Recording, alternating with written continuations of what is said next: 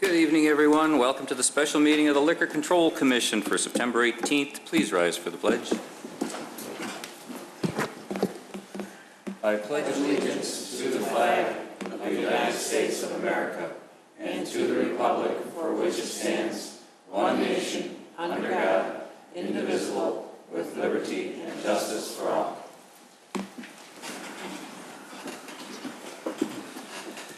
Attendance. Clerk Simpson. Commissioner Kruger? Present. Commissioner Brady? Here. Commissioner Vito? Here. Commissioner Papantos? Present. Commissioner Lang? Here. Commissioner Vogel informed the board that he would not be here this evening, and Chairperson Horker. Here. Approval of the minutes. Need a motion to approve the minutes for September 5th. So moved. Second. Motion, Commissioner Lang, second Commissioner Papantos. Roll call. Commissioner Kruger? Yes. Commissioner Brady? Yes. Commissioner Vito? Yes. Commissioner Papantos? Yes. Commissioner Lang? Yes. Chairperson Horker.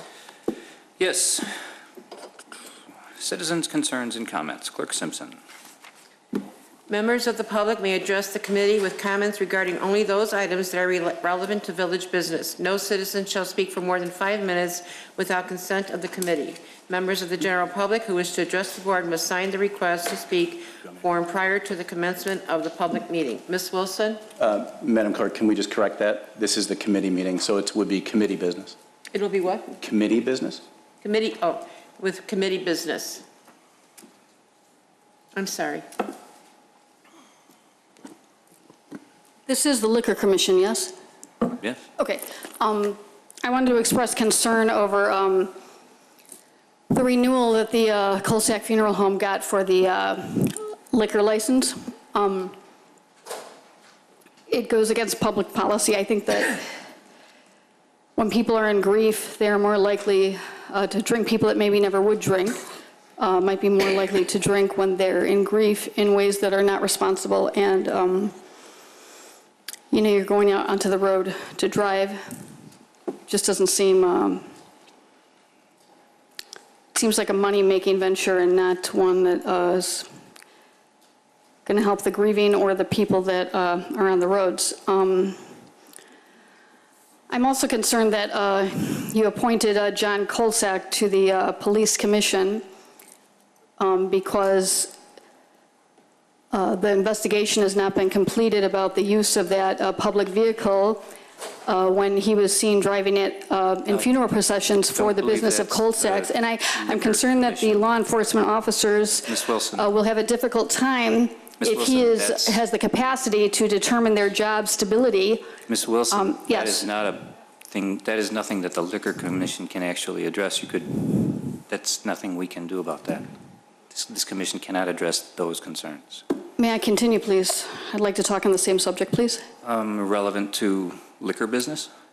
I moved past that portion. I'd like to move on to the appointment of John Kolsak to the Police and Fire Commission, because I think it really puts law enforcement in a bad situation if they have to enforce the law, the code, the rule book. It's a village board item, Mr. President, not a liquor commission item. She can bring it up at the village board meeting. Could you bring it up when we're done with the Liquor Commission? I have a different topic for that meeting, and I'd like to finish what I'm saying right now. But the subject you were talking about has nothing to do with the Liquor Commission. Trustee Vito recommended that he brought up the Constitution. If there's an opportunity for redress of grievances, if you can't get answers at one place, you can get it in another. And when I attempted to contact the Board of Fire and Police Commission, my email was blocked. I don't know how the email works. I know how email works. When I attempted to inform them of things that were relevant to the Board of Fire and Police Commission, my email was blocked. They were not able to receive it. Again, this is not a liquor commission matter. The rules of the Liquor Commission require that these topics be related to items under the jurisdiction of the Liquor Commission. Those rules are reasonable in scope. She has an opportunity excuse me, ma'am. Yes, sir. Within the next 5 minutes to bring up this topic to the village board. The business is very brief. That's the more appropriate time. The liquor business is very brief tonight. It'll be Actually, less time than you've already spoken while we get our business done, and then we'll have the regular meeting. Thank you, Ms. Wilson. Mr. Meehan? Pardon? I'm on the list next. Yes. Actually, I have a gift for the village. May I give this to you, Mr. President? Sure. So that in your hands right there is a book called Shut Up, The Bizarre War That One Public Library Waged Against the First Amendment. Is this Featured a liquor matter, sir? Is featured in this that book- about the Liquor Commission? Featured in that You book have the are many right to, I know what you're going to say, sir. about Klein Thorpe You have the Jenkins, right to bring that up at the which is an village board. attorney that is representing you here at the Liquor Commission. The Liquor Commission is accepting legal advice from this attorney at Klein Thorpe Jenkins. Klein Thorpe Jenkins is a law firm that has a long history of giving public bodies bad legal advice. I heard about what has been happening at these village board meetings. You've already broken the Open Meetings Act repeatedly by not letting this woman speak about any topic she wishes. The OMA does not allow you to censor or decide what someone can and cannot speak about. There are binding opinions on this matter. This law firm, Klein Thorpe Jenkins, lost repeatedly. I defeated you in Orland Park. You didn't defeat me, sir. Orland You Park didn't had to defeat pay me, sir. $67,000. Stop pointing your finger at me, sir. You are not allowed to dictate to me, sir. You are not the chair of this board. Sir. And I have the floor for Mr. 5 moments, according to Meehan? the Open Meetings Act. Well, but according This to our isn't- rules, it has to be relative to the liquor. Your rules cannot supersede the Open Meetings Act, which says that the public can come and speak on anything that they wish. That's also a constitutional right. It's That's a First misstatement, Amendment Mr. protected President, right. of the Open Meetings Act. The Open Meetings Act The Liquor provides that we Commission is can have accepting reasonable advice rules from that an govern attorney, speech. Your And that rules is are not a reasonable rule, sir, as has been decided It's- against Dennis Walsh, James Fessler. Sir, you have, E. in the Kenneth next 5 Fricker. minutes, you can bring all of this All of up these at the things. village board meeting. This is a matter for the Liquor Commission because you've been accepting advice from this man. I want you to be aware he does not know what he's talking about. His law firm has a reputation of being a firm that a board goes to when they want to willingly break the law because it's a firm that tells people they can get away with it, but they can't. This is the completely firm untrue, sir. that bad It's board defamatory. members turn to and hire. Completely defamatory. It's completely accurate is what it Completely is. There's defamatory. 666 pages of proof of that, sir. Oh, the whole book is about, It's quite a bit of Is it. I've that marked right? the pages Is that that are right? about your law firm, Klein Thorpe Jenkins. Thank you. But this board, I want to give you the benefit of the doubt. This is the first time I've heard of anything going on in Wheeling. We'll be spending many months together as we investigate everything that you've been up to. But I want to give you the benefit of the doubt. Some of you look like very nice people, but you're taking bad legal advice that's going to get you in a lot of trouble with the PAC and with the Chancery Court. So that is what I wanted to speak about at this moment, because it is pertaining to the Liquor Commission, because you're taking advice on matters during this. I have an abstract. But again, Justification. you violated my rights repeatedly by, first of all, allowing him to speak. He does not have the floor. He's not a board member. That's a violation in itself. So really, I should only be being directed to from you, President Horcher. But when I So- tried to get you to stop, you wouldn't listen Well, to the unfortunately, rules. I have the floor for the 5 minutes. I don't know how much more of my time is remaining. Couple but- minutes. I have presented you with a gift to the Village of Wheeling. It is a copy of our book. It has many relevant chapters in it that show that Klein Thorpe Jenkins willfully gives wrong advice. They know they're giving wrong advice when they give it, and then it gets public bodies in trouble. Are you Fox or Dijon? The Village of Wheeling is a great place with really great people, and you don't want to have to shell out money for unnecessary settlements by listening to bad legal advice that gets you in a lot of trouble. That's what I came here to say today to the Liquor Commission, because I don't want to see you do what you've done in these videos to people that is illegal, and you're listening to a man that's getting you in trouble. I don't think you know how bad of a legal advice they get and how bad of a law firm. It is a public menace, if not a criminal enterprise, because it's like one of those law firms in a John Grisham book that the mob goes to when they want to break the law. Bad board members go to Klein Thorpe Jenkins to break the law because you tell them they can get away with it, and it's just not true. And thank you, President Horcher, for my time. I appreciate that. Thank you, sir. Anyone else? That's it. Thank you, Clerk Simpson. New business. Consideration of a request for Class I liquor license from Clearbrook in an event to be held on November 11th, 2017. Mr. Spondilis. Thank you. As the title indicates, this is a special event. What makes this a little bit unique is that the event is actually being held within a building that already has a liquor license associated with it. In this instance, a separate special liquor event license is required because the applicant needs a state special event license to receive alcoholic beverage inventory from a distributor and cannot apply for such a state license without a local special event liquor license. I'm happy to answer any questions if you have them. Questions from the board? Is this similar to the wine tasting? Yes. No other questions? No other questions? That answered mine. Entertain a motion to approve. I'll so move. Second. Commissioner Lang, second Commissioner Kruger. Roll call, Clerk Simpson. Commissioner Kruger? Yes. Commissioner Brady? Yes. Commissioner Vito? Yes. Commissioner Papantos? Yes. Commissioner Lang? Yes. Chairperson Horker? Yes, business being done, I would entertain a motion to adjourn. So moved. Second. Motion trustee Kruger, second trustee Papantos. All in favor? Aye. Right, okay, you're faster than it was Kruger and Papantos? Yes. Okay, thank you. I would now like to call to order the regular meeting of the Village of Wheeling for September 18th. Savor.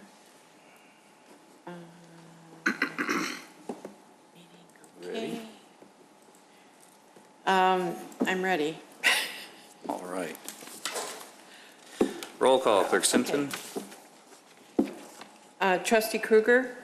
Present. Trustee Brady? Here. Trustee Vito? Here. Trustee Papantos? Present. Trustee Lang? Here. President Horker? Here.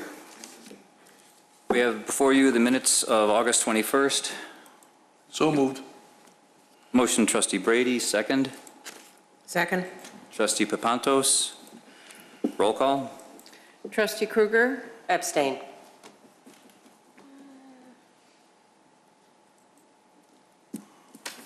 Trustee Brady? Yes. Trustee Vito? Yes. Trustee Papantos? Yes. Trustee Lang? Abstain.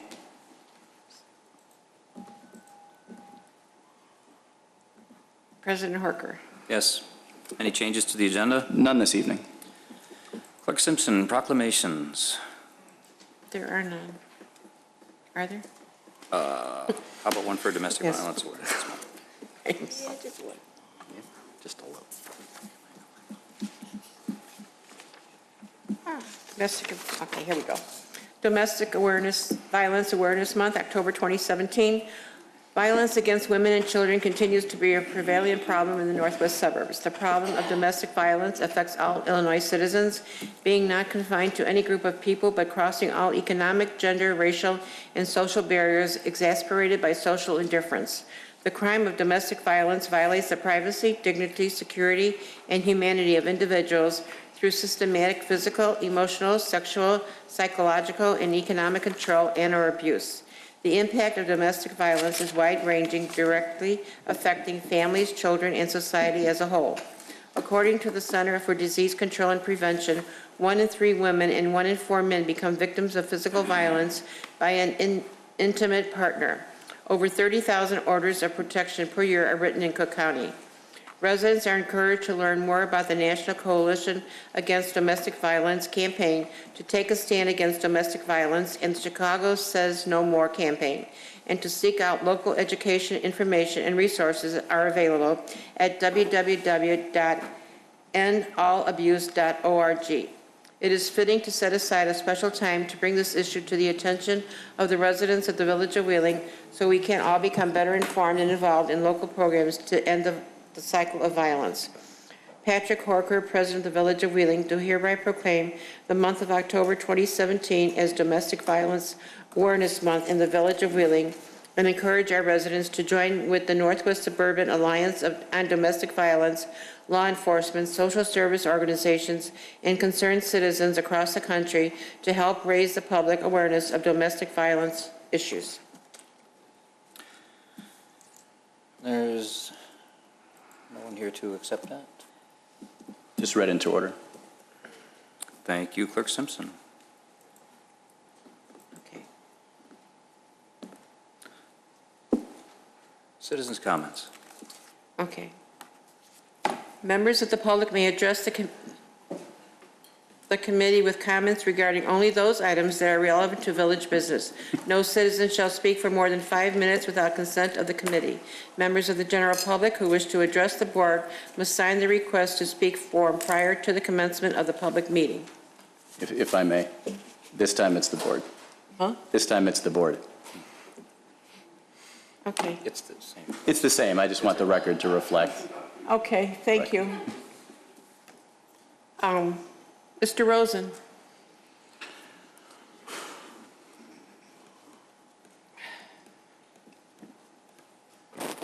Good evening. Thank you for allowing me to speak today. I'm Richard Rosen, and I'm here tonight representing the Wheeling Rotary Club and our club's upcoming events. We are one of 29,000 clubs worldwide with a worldwide membership of over 1.3 million volunteers. Our motto is service above all else. All Rotary clubs are non-religious and open to every race, creed, and culture. Our Wheeling Rotary Club has served our community for over 50 years. We're dedicated to improving health, hunger, and education, be it in our community or doing so internationally. Internationally, we've helped to eradicate polio and is our Rotary International's top priority, which requires immunization of every child under 5 in the entire world. We're only down to 2 countries that still have some polio in there, and that would be Pakistan and Nigeria, and there's very few there. There's reasons for that, unfortunately.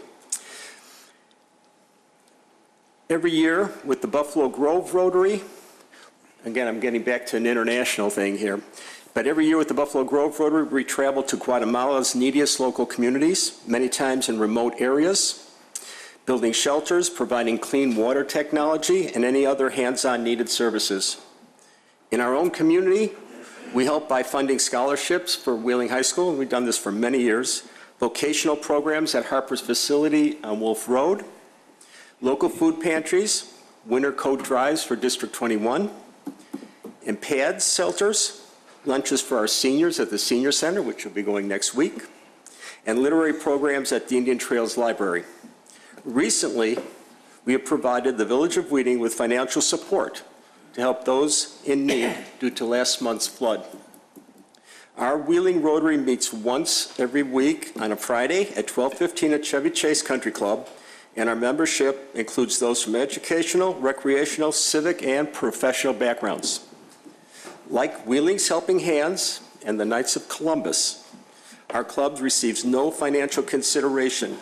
We at our club, as club members, get no financial consideration, and needs local support through membership and through funding to continue with our mission. Our only annual fundraising event, which is the reason I'm really here today, will take place Tuesday, October 5th at Chevy Chase Country Club, starting at 6:30 with hors d'oeuvres followed by dinner. Then there'll be a silent auction table, and at 7:45, we will begin our raffle drawing with the grand prize of $5,000. 2 years ago, the Village of Wheeling bought a ticket, and they won $5,000, and we're very nice about the way that they gave that money back to the community. Our raffle tickets are $100 each, or you could become a table sponsor for $250, which includes one $100 raffle ticket, or if you really like to pop for us, which would be great, $500 would be an event sponsor, including 2 dinner tickets and 1 raffle ticket. Dinners alone are just $25 if you just want to come on your own. Also, for those interested to learn more about Rotary, consider meeting us next Tuesday, September 26th, where our Rotary Club will be sponsoring a Chamber of Commerce meet and greet event at Hoyne Savings Bank from 1 p.m. to 7 p.m. Please stop by, refreshments will be served. Finally, and most importantly, please consider supporting your Wheeling Rotary Club on October 5th. This is our only fundraising event for the year. With your support, we'll be able to continue by supporting those in need from our community. For additional information, you can contact me, and I'll be glad to leave my phone number, or if anybody wants to call the village, and they can forward it to me. So, thank you very much. Mr. Neff?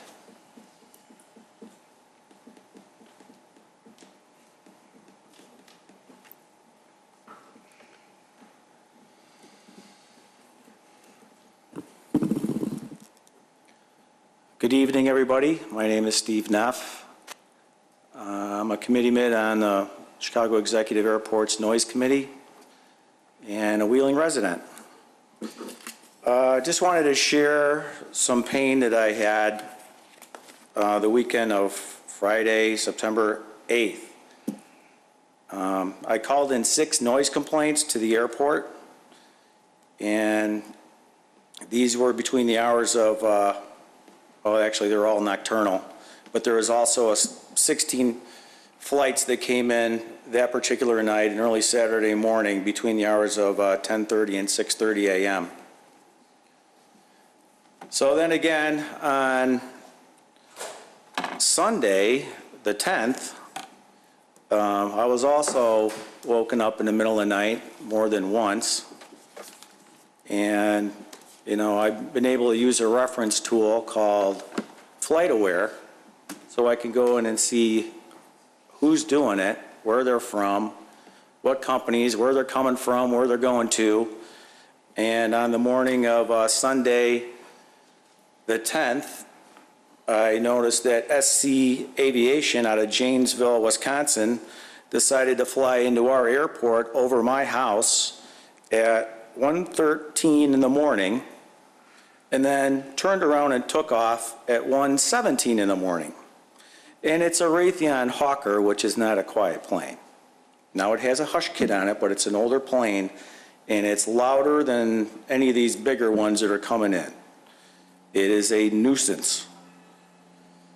Then, at 3:29 a.m., Windy City in a Falcon 50 came in from a flight from Teterboro at 3:29 a.m. He turned around and went back to his airport in Aurora at 3:59 a.m. I don't know about you, but I value my sleep.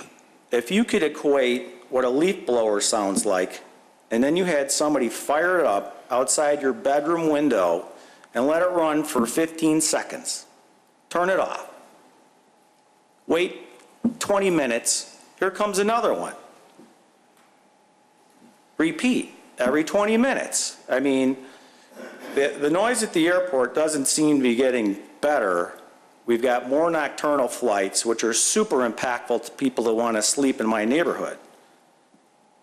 I mean, sleep deprivation is a big deal. You can talk to my wife. I tend to get a little crabby if I haven't had my shut-eye.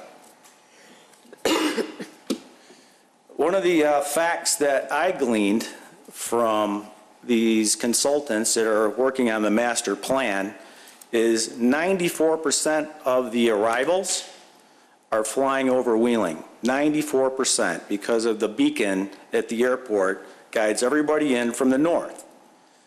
58% of the takeoffs are going over Wheeling. So even though Prospect Heights is a co-owner, they don't get their share of the noise.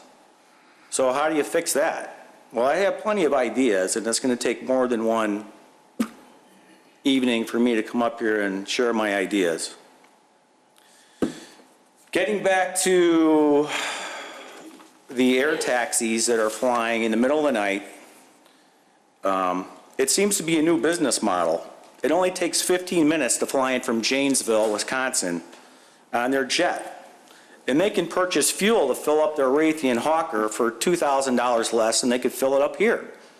So why in the world would anybody want to rent a hangar from Chicago Executive Airport when they can be 10 minutes, 15 minutes, Aurora, DuPage, Gary?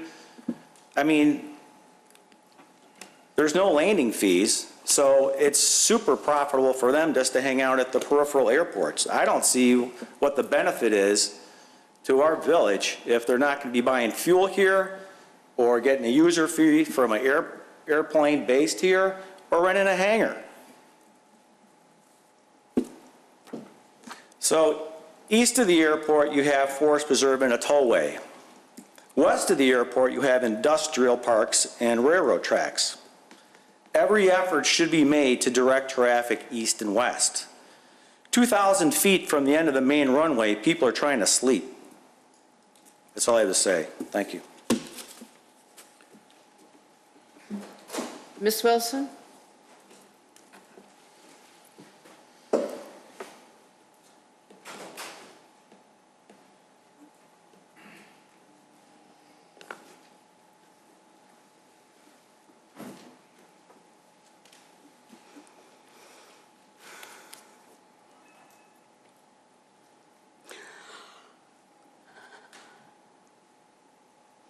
On January 9th,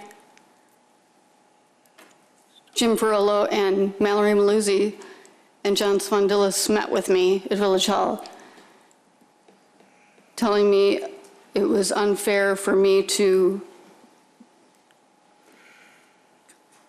advocate at the mic at the public meetings because of a crime that had happened to me, that I was being unfair.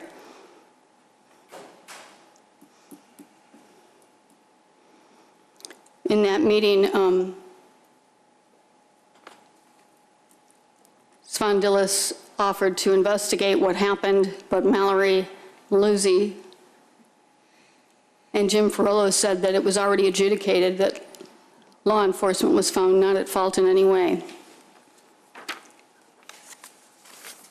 I told them about the crimes that happened to me, and after telling John Svandilis about a harrowing experience I had unlawfully confined to my garage for 2 hours, he told me that I see boogeymen behind every corner.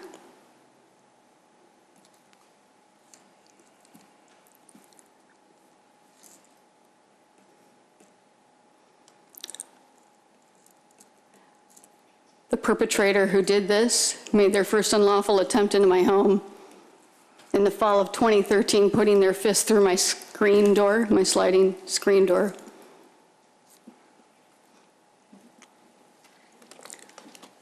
I just got FOIA records, and I've learned that the man, Matthew Lee, teaches other policemen how to be police officers. When the perp tried coming into my home in the middle of the night, Matthew Lee was very angry. He said that he got all sweaty and his adrenaline going, and it was just a neighbor. It was a 6'4" tall neighbor named Alexander Kozlov, whose wife was in the newspaper where they said that she was taken into custody for a subsequent beating. I suffered repeated assaults and batteries and attempts into my home. And I knew one thing for sure, that the Constitution protects you safely in your home. Matthew Lee told me that his sweat and his adrenaline, that my suffering was not worth his sweat and his adrenaline. He has ideas in his mind about the types of crime that are worthy of his attention.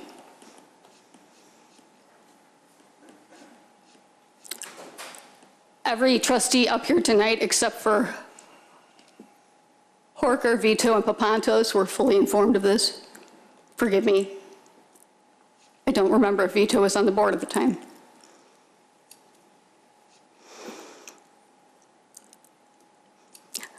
I found out that this woman, Alexandra Smolina, has a license to practice medicine and went to high school with the wife of John Svandilis, and they also have privileges at the same hospital. Ellen Malat is a physician. I knew one thing for sure. I knew that nobody gets a get-out-of-jail-free card unless there's money exchange, which is what I suspected, which is what started my investigation into village finances. You're losing the relevance here. It's very relevant. I live here. Yes, ma'am. I was not safe in my home. Michael C. Conway told patrolmen who wanted to make an arrest that no real crime happened here. Curtis had to tell Matthew Lee, the detective guy, defended me. Look, she didn't use the pepper spray till she was at the back wall of the garage. She had nowhere else to go, as if I had had a gun. This was their umpteenth attempt into my home. Their umpteenth.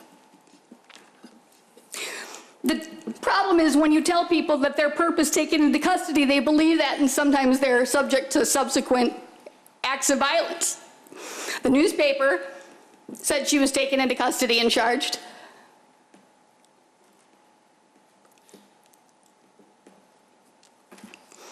I have audio tape of Conway telling me he was arresting her and to sign this paper. It's a criminal complaint. He took it to photocopy it, came back and put new numbers on there that were not there when I signed it. This is the same Michael C. Conway who they made a reclassification of his position so he could be sergeant in 2012.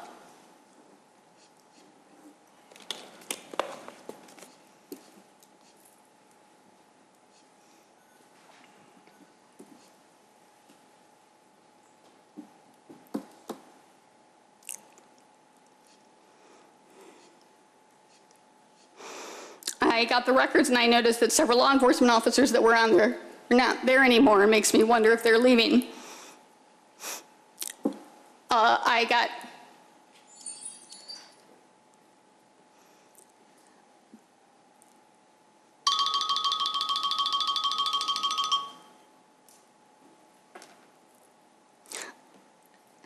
and the domestic violence thing that you signed, it says something about that if women can take these things and have bring some good to their community, and I hope I've done that, because there's something very wrong with someone's heart when they're able to turn a blind eye to someone suffering within their own home.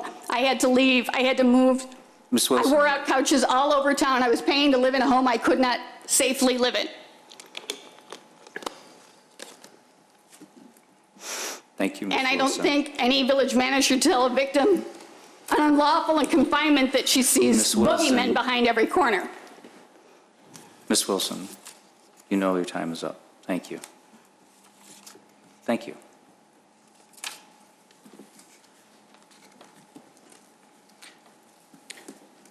Anyone else?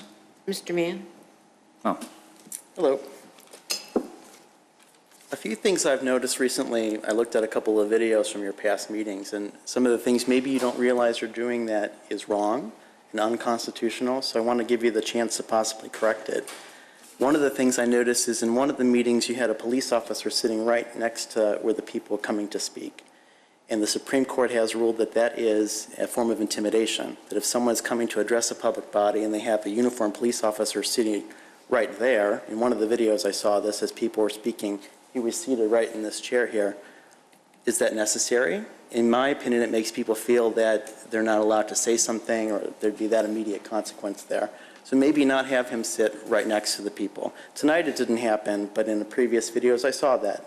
Maybe you want to think about that, because when the public comes to speak before a public body, I know that your law firm advises public bodies that this is not true, but the Constitution says that we have a right to petition. That's part of the First Amendment. I looked up a lot of information about each of you before coming today, but I don't know all your histories yet. But I assume that some of you went on to college, some went to law school. And the Constitution, unfortunately, is not taught very well in terms of the First Amendment, that people forget that right to petition part of it. The public coming before a public body with their petitions is the way that the public holds the public body accountable, and it separates us from a monarchy, an aristocracy, or a dictatorship. That's how things work in this country, and that's how it's been since the days of the Founding Fathers. In Greek mythology, there was a god of censure and ridicule named Momus, and he was an ancient god. He was older than the Olympians, older than the Titans. And Zeus and his gang, when they came to power and sat upon their throne on Mount Olympus, they decided they didn't want to have Momus around anymore because he would ridicule them. He would make fun of them when they did something stupid. When they did something wrong, he would scold them and tell them that they were wrong. And they could not take that ridicule, and so they banished him from Olympus down to the realm of mortals. And you know the interesting thing that happened? He became one of the most popular gods to man, to people, because that concept of holding powerful people accountable, or people who think they're powerful accountable, pointing out their flaws, pointing out their mistakes, that is something that is intrinsic to our human DNA. And I think it's even in the realm of primates too, because if you go to the zoo, you'll see it happening, that there's ridicule, there's mockery, it's something that's in the DNA of living things. And the ancients had that as well. And one of the things that's really important to note is that you continue to take advice from a man from a law firm that all around the Chicagoland area has consistently given public bodies bad advice. Perhaps you're not aware of some of these instances. Orland Park I've discussed already, where their law firm, Kleinthorpe Jenkins, repeatedly gave both the Village of Orland Park, the Village Police Department, and the Orland Park Public Library horrendous legal advice in terms of the Open Meetings Act. They gave the advice to the Orland Park Public Library that they can hold an illegal meeting on a day that the Open Meetings Act said you are not allowed to have a meeting. But they did it anyway because Kleinthorpe Jenkins told them they could get away with it. And the Attorney General ruled on that in a letter of determination that's in the book that I gave you, President Horcher, that was indeed illegal, and that meeting was voided. But many thousands of dollars, as much as $500,000 or more, was spent on legal fees to Kleinthorpe Jenkins in a vain attempt to fight the Open Meetings Act to keep documents from being produced under FOIA request. And it was just a ton of wasted money. In the village of Tinley Park, Kleinthorpe Jenkins struck again. They advised the village of Tinley Park that they were allowed to finagle and tamper with a zoning ordinance to let this shady developer come into town. Kleinthorpe Jenkins had an attorney named Thomas Melody whose fingerprints were all over that. And it created a huge scandal. The village got embroiled in several multi-million-dollar lawsuits as a result. Kleinthorpe Jenkins was fired from the village of Tinley Park because of that issue. Kleinthorpe Jenkins appears in Bellwood, they appear in Oak Forest, they appear in these other places where boards violate the Open Meetings Act aggressively. So I want to say to each of you, Mary Papantos, Joe Vito, Ray Lang, Mary Kruger, Ken Brady, I don't know which one of you are good board members or bad board members. I've heard a few bad things about some of you. Mary Kruger, you have a fantastic Facebook page with a cool collection of Betty Boop memorabilia that's pretty awesome. So it's a cool thing about you that I know. I don't know which ones of you are good or bad.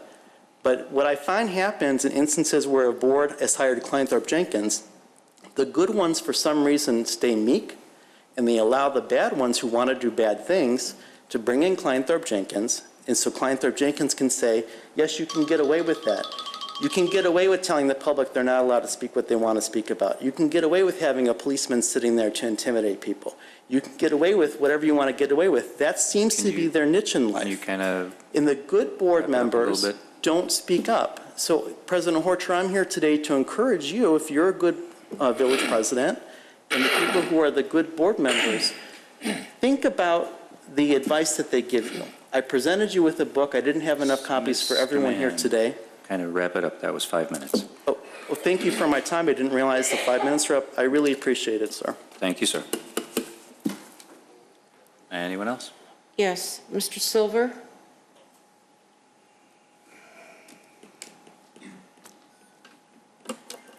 Happy Constitution Week. My name is Ben Silver, and I am a community lawyer with the Citizen Advocacy Center. CAC is a nonprofit, nonpartisan community legal organization dedicated to promoting and preserving access, accountability, and transparency in state and local government in Illinois. For over 20 years, we have monitored local government and advocated for public participation, including the rights accorded by the Open Meetings Act and the United States Constitution. I was elated to see Village President Horcher issue a proclamation during the September 5th board meeting declaring that Wheeling would honor Constitution Week. The proclamation asked citizens to reflect on the privilege of being an American with all the rights and responsibilities that privilege entails. Less than 10 minutes later, I was horrified to see Village President Horcher threaten to have village police remove a citizen from this room prior to the expiration of the 5-minute time limit for her public comment. Mr. Horcher repeatedly interrupted the citizen so that she was barely able to speak for the 4 minutes before he prematurely removed her. His action in removing her is not compatible with the First Amendment of the Constitution. Her speech didn't include any content that lacked constitutional protection. The Open Meetings Act creates a public forum and states explicitly that persons shall be permitted an opportunity to address public officials. The village's attempt to force public commenters to address the board as a whole contradicts that provision. While the Act also allows public bodies such as Wheeling to establish and record rules related to public comment, 200 years of judicial precedent indicate that those rules should govern the time, place, and manner of speech, but not its content. Any attempt to limit participant speech during public comment by restricting the content of commenter speech runs afoul of the First Amendment, including directing the speaker to use certain words to convey her message to her public officials during public comment.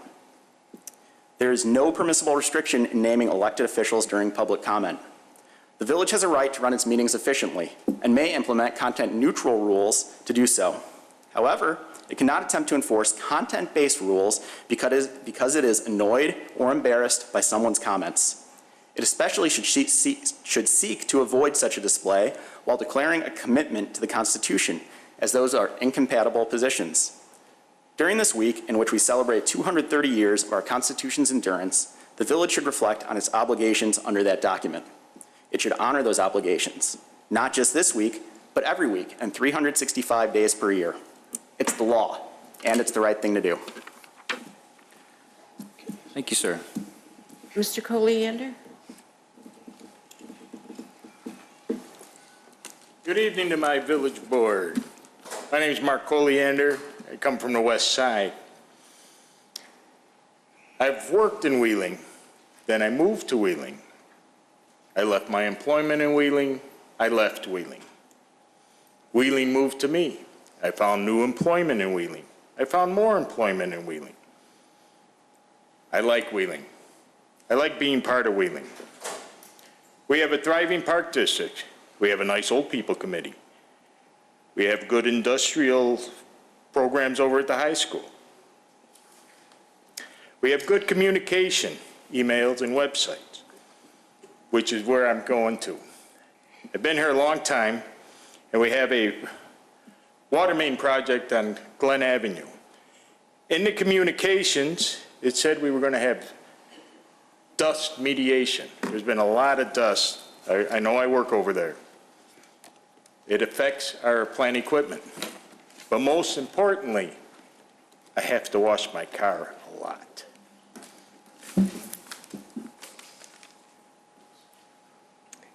That is it. Oh.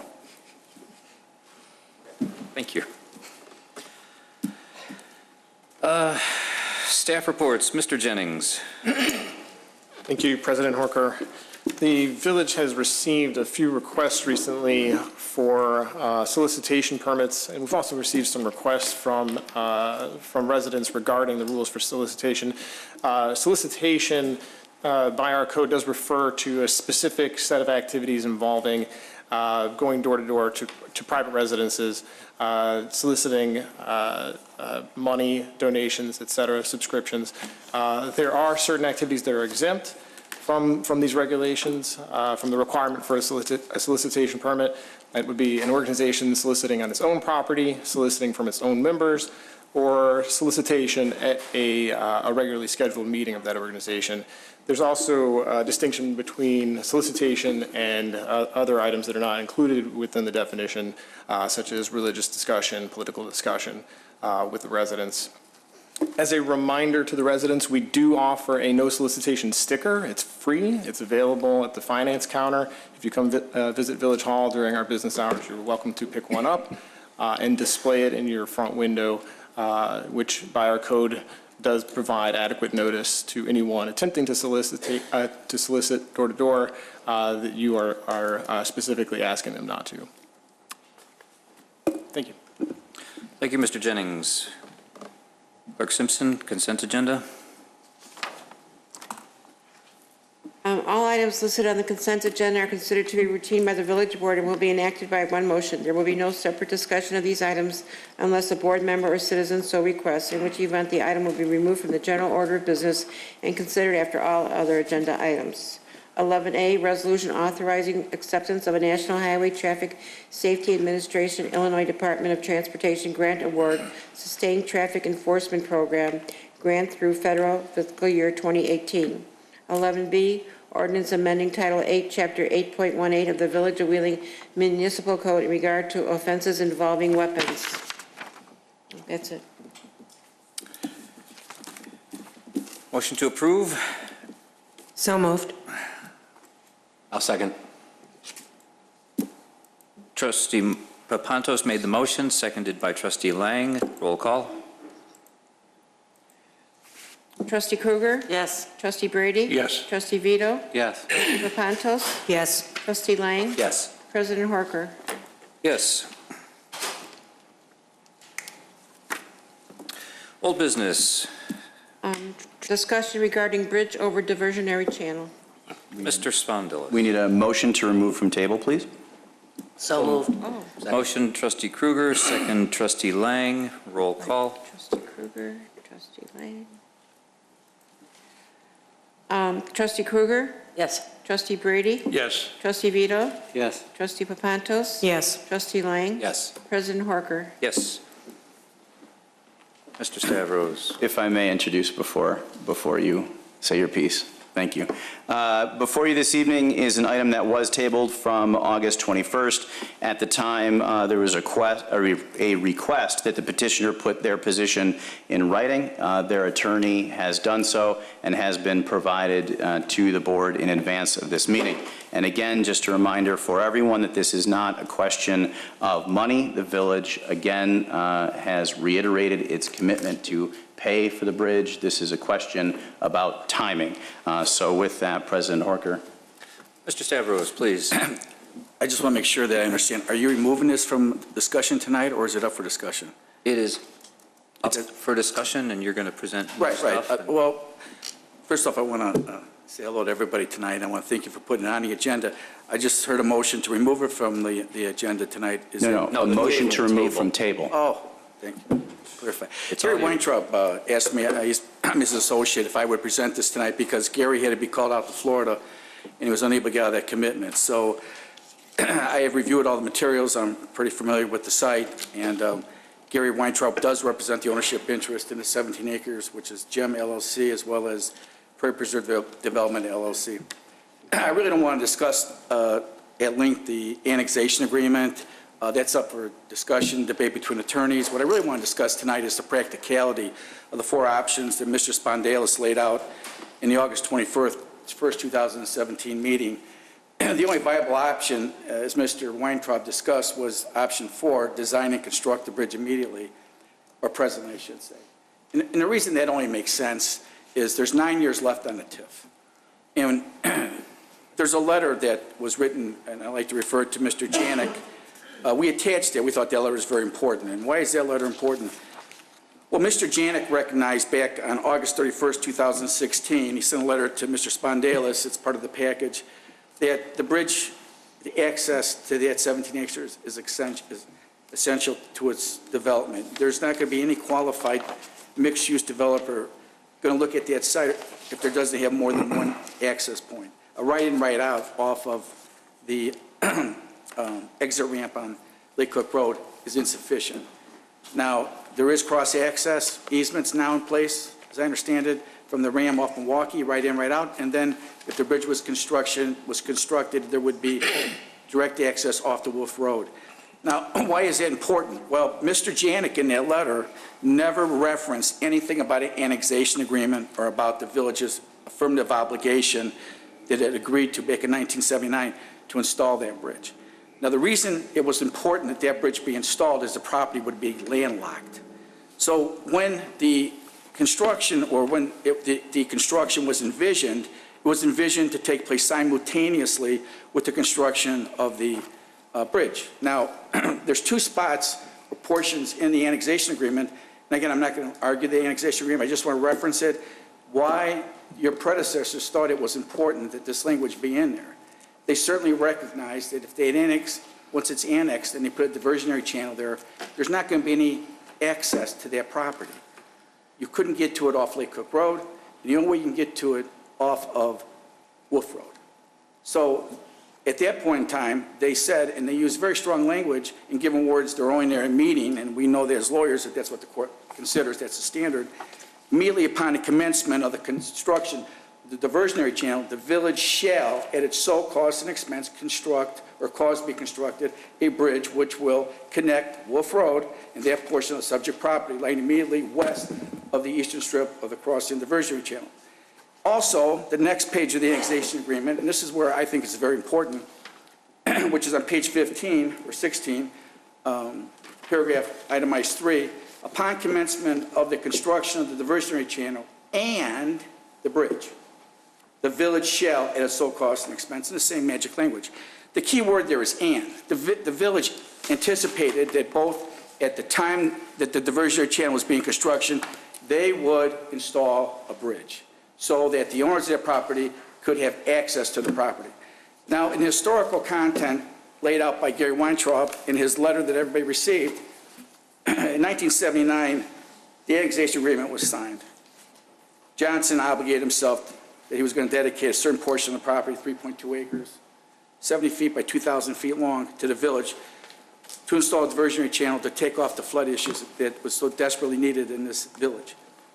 A resolution was adopted and the property was dedicated in 1986. We've attached a copy of that. The village signed off on it, which incorporated the annexation agreement. And the very reason why that property was dedicated to the village. They weren't paid for it. The Johnson people never received any money for that property. The compensation was to be the form of a bridge to access their property. Well, the bridge was started construction in 2001, and 16 years later, there still has been no bridge. On a fast timetable, the TIF is going to run out here in 9 years. I checked on it tonight. If it takes a year to 18 months for permitting, another year to 18 months for construction, you're 3 years down the road. You're 3 years not utilizing the TIF to bring revenues to this town. That's what it's designed for. So now you've cut your window down even shorter from 9 years to 6 years. So we believe it's only fair, what the village agreed to obligate itself to do, is to construct a bridge and construct it immediately. Not only for the purposes of the viability for the owners that own the property, but also to generate the revenues that this city needs and why the TIF was created. You can't utilize the TIF on that property if you can't access the property. So we believe, and as I think artfully set forth in Gary's August 25th memo that each year it should have received, that the village should do the right thing. The village should, and as Mr. Spinella said, it's not a matter of money, it's a matter of when. And the time has come that it needs to be installed and be constructed. So we'd be asking that the board take into consideration and do the right thing, the reasonable thing, the thing that they've obligated themselves to do back in 1977, or 79, I should say, on the annexation agreement, and construct the bridge. If you have any questions, I'd be more than willing to take them. Any questions from the board? Trustees? Then you just need a consensus from the four options presented. Okay, one question. Trustee Brady? Do you know, or do we know if that temporary, is that a temporary drive coming off the exit ramp? It's a permitted use by IDOT. They would allow that to be the major? No, that was used for construction, for site development purposes, and that's how it was represented on the permit, for site development. Well, we hope that we're going to allow it to be able to use it. I think that it's hard to take away something once you have it, as a matter of practicality. So we believe, we don't know, I don't have a crystal ball, but I would say that we're hopeful that IDOT does allow that to stay there, yes. Okay. But until that permitted use for site development was there, the property had been landlocked. There was no public access to that 17 acres because of diversionary. Okay, thanks. Thank you, Trustee Brady. Any other questions from the board? Trustee Lang? Do we have any idea why that, the bridge wasn't constructed in the first place? I mean, is there anything in the records indicating why we didn't go through with it? No, nor is there a request. Addressing the request issue, if I may, the affirmative obligation under the annexation agreement is not for the owners to ask the bridge to be installed. The affirmative obligation would go to the village. It says that immediately upon the construction of the diversionary channel, the village shall, not may, install, shall install. And the court looks at that language, and I don't want to argue it as legal, as a lawyer, but looks, shall means mandate. It's a mandatory obligation that the village undertook as an inducement to have the Johnson property annexed to the village and for the Johnson ownership to give up their 2,000 feet or 3.2 acres to assist and aid the village in flood control. Thank you. Any other questions from the board? Vito. I don't have a question, just as a discussion point. I mean, when this originally came up, I had voted to wait to the RDA because I thought that this was just kind of a TIF project that we were agreeing to. I had no idea that there was an annexation agreement where we in fact agreed to this. Now, I read the agreement and there's arguably it's expired, but the problem is we've already agreed to build this thing. I think there's a chance we get litigation against it. Whether or not it can be easily dismissed on a motion is a different question, but regardless, we'll get litigation costs with it and we'll have a litigation tax with it. There's been some indication that there's been some difficulty constructing on this property, so, I mean, in my opinion now, I think we should, if we're going to commit to build the bridge, we might as well build it without a litigation tax on it and, you know, at least help these guys out with it. If we're already committed to spend the money, I don't see the reason to delay it. But that's just me. Thank you, Trustee Vito. Any other questions before we go for a consensus?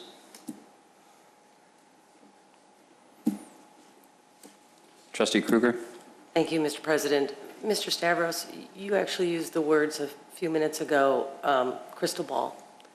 I've wished I've had one.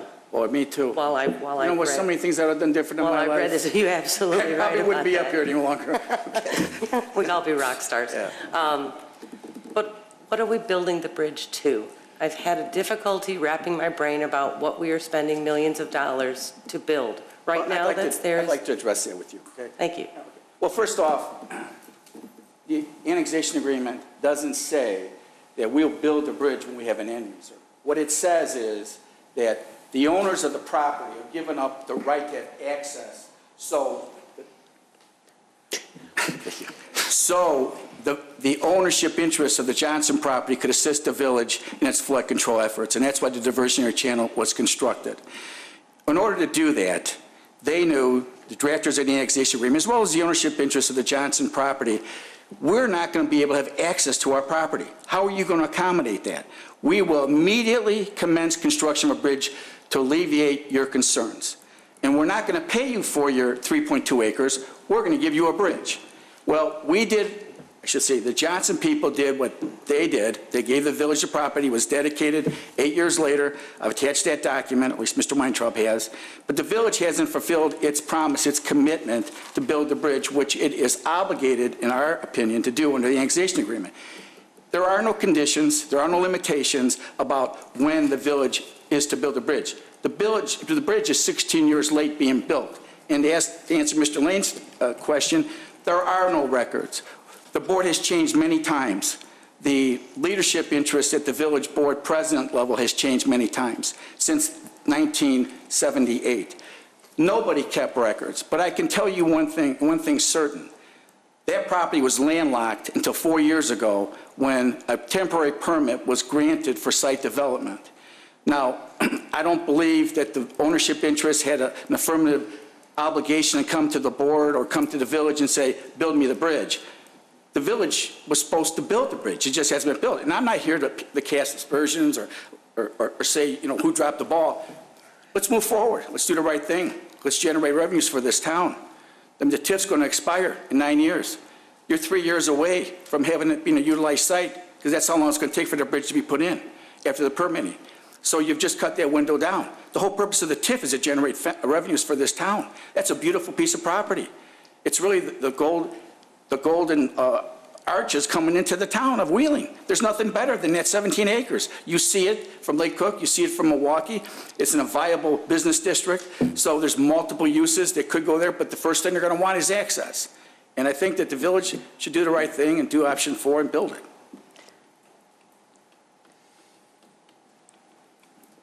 I'm finished, thank you. Oh, thank you. Who did own the property when the diversionary channel was done? Johnson. President Horker? Well, I should say it started in 2001. It took several years to complete that diversionary channel. I may be wrong on the length of time, but Mr. Janik can certainly tell you it started in 2001. Trustee Kruger? I'm sorry, Did you no. Oh, sorry. You guys do that, I'm looking down. Thank you. You keep mentioning in order to bring revenues into the village, and I understand the purpose of TIF. I've studied TIF from sitting up here and before that. What revenue is building a bridge going to bring to this village? Well, again, if I had my crystal ball, I'd be able to tell you that. Right, and we don't have... But I don't have an answer because we don't have end users at this time. And again, I'd like to draw your attention to the annexation agreement, which is the binding document. It hasn't expired. It couldn't have been fulfilled. The timeline set forth in our letter certainly lays that out. There were properties that the village had not yet acquired. That's why the drainage ditch wasn't put in until 2001. So, you know, without getting at who dropped the ball or is it binding still, the right thing to do is in order to find out what revenues are going to come here is put the bridge in, and then you'll start getting your interest there. People are not going to come to this site unless they can get access to it. Right now, there is no access but a right in, right out on a construction entrance for site development. That certainly isn't the access that any developer is going to want to spend millions of dollars to put some type of multi-use purpose there. It's not going to happen. We, meaning the Village of Wheeling, has spent a lot of time working with the current owner, trying to get developers in. Have we ever heard that, no, I am not going to develop here unless you have a bridge? Well, I think the last... And that's not your... No, there was a letter that was sent by a broker that was circulated, I think, to members of the board, that said that one of the concerns that they had was access, and it's an issue for them, and since there's no definitive answers to when a bridge will be built, and there's no definitive answer tonight, is we all sit here. The developer decided not to go forward any further with his monies to investigate or do his site development studies. The bridge itself will not provide the access, in my mind, that these developers are looking for. And when you make the statement that the bridge is going to bring revenues, the bridge itself is not going to bring any revenues to us. And it could sit there and no development could happen, and all we've done is taken that TIF money and built a bridge that isn't bringing us revenues, is not fulfilling that portion of TIF. Well, I think that you have to go back to the annexation agreement, and it doesn't say... And the agreement is expired, so I don't want to go back through that. Well, I don't think it's expired. It couldn't have been performed, and that's something that, in another time, in another place, we can argue, but... Can I address that? He said that a couple of times, just so you have the other side of it. First off, I did talk to prior attorney Jim Rhodes, who indicated that the diversionary channel, the construction commenced in the 90s, was completed by 2001. I agree with Attorney Stavros. There was an affirmative obligation under that agreement to build this bridge, no question about it. Annexation, the original annexation agreement had a 10-year term. State statute provided during the, actually after the expiration of the 10-year term, which would have ended in 1989, that these agreements could be extended to 20 years. Giving this developer the benefit of the doubt, the agreement, although I didn't find any evidence it was extended 20 years, let's say it was, that would take it to 1999. There is a statute of limitations of 5 years to sue on an annexation agreement. I think best case scenario, that ended a long time ago. Attorney Stavros indicated many times, we're not here to debate the law, but he's debated the law, so you should have the other side of it. I think the better focus of this discussion is timing. He's made a point that the bridge should be built now. You've heard his reasons. And I think that's what should be looked into here. Thank you. And again, the board's on record. I mean, at least the commitment here is to build the bridge. It's when. And again, you just can't take a person's property under the Fourth Amendment without just compensation. It's a constitutional issue. Let's just do the right thing. I mean, the village obligated itself to put the bridge in simultaneously at the time the diversionary channel was in. They didn't live up to their commitment. And now it's important. It may not have been important when the diversionary channel was being built. There was still a lot of farmland around here. But it's important now. And the TIF is out there, and it is running. So to utilize the TIF for future development, it's important that access be granted. And I disagree with your assessment that that bridge won't provide the access. It's the only access that's going to be there. You're going to have access off Wolf Road, access off Milwaukee, and you'll have some limited access off on a right in, right off of the exit ramp from Lake Cook Road. But that's the major entrance to this property is going to be that bridge. And I think it has to be built. Mr. President? Other questions? Trustee Brady. I was led to believe that the money for this bridge has been in the CIP for quite some time. Is that true? Mr. Spondilla. It's a TIF project, so it is assigned whenever the board says to build the bridge. Right now, that TIF project up there is very lucrative, right? We have the money for it. There is money in that TIF to pay for the bridge, correct? Thank you. Any other questions from the board? So, I just have one. Trustee Vito. Jim, with that annexation statute with the 20-year period, I mean, that just applies to the covenants No annexation agreement can exceed 20 years. But I mean, so what happens after 20 years? The property becomes unannexed, or it just applies to the covenant? If the property is not annexed, it won't be annexed.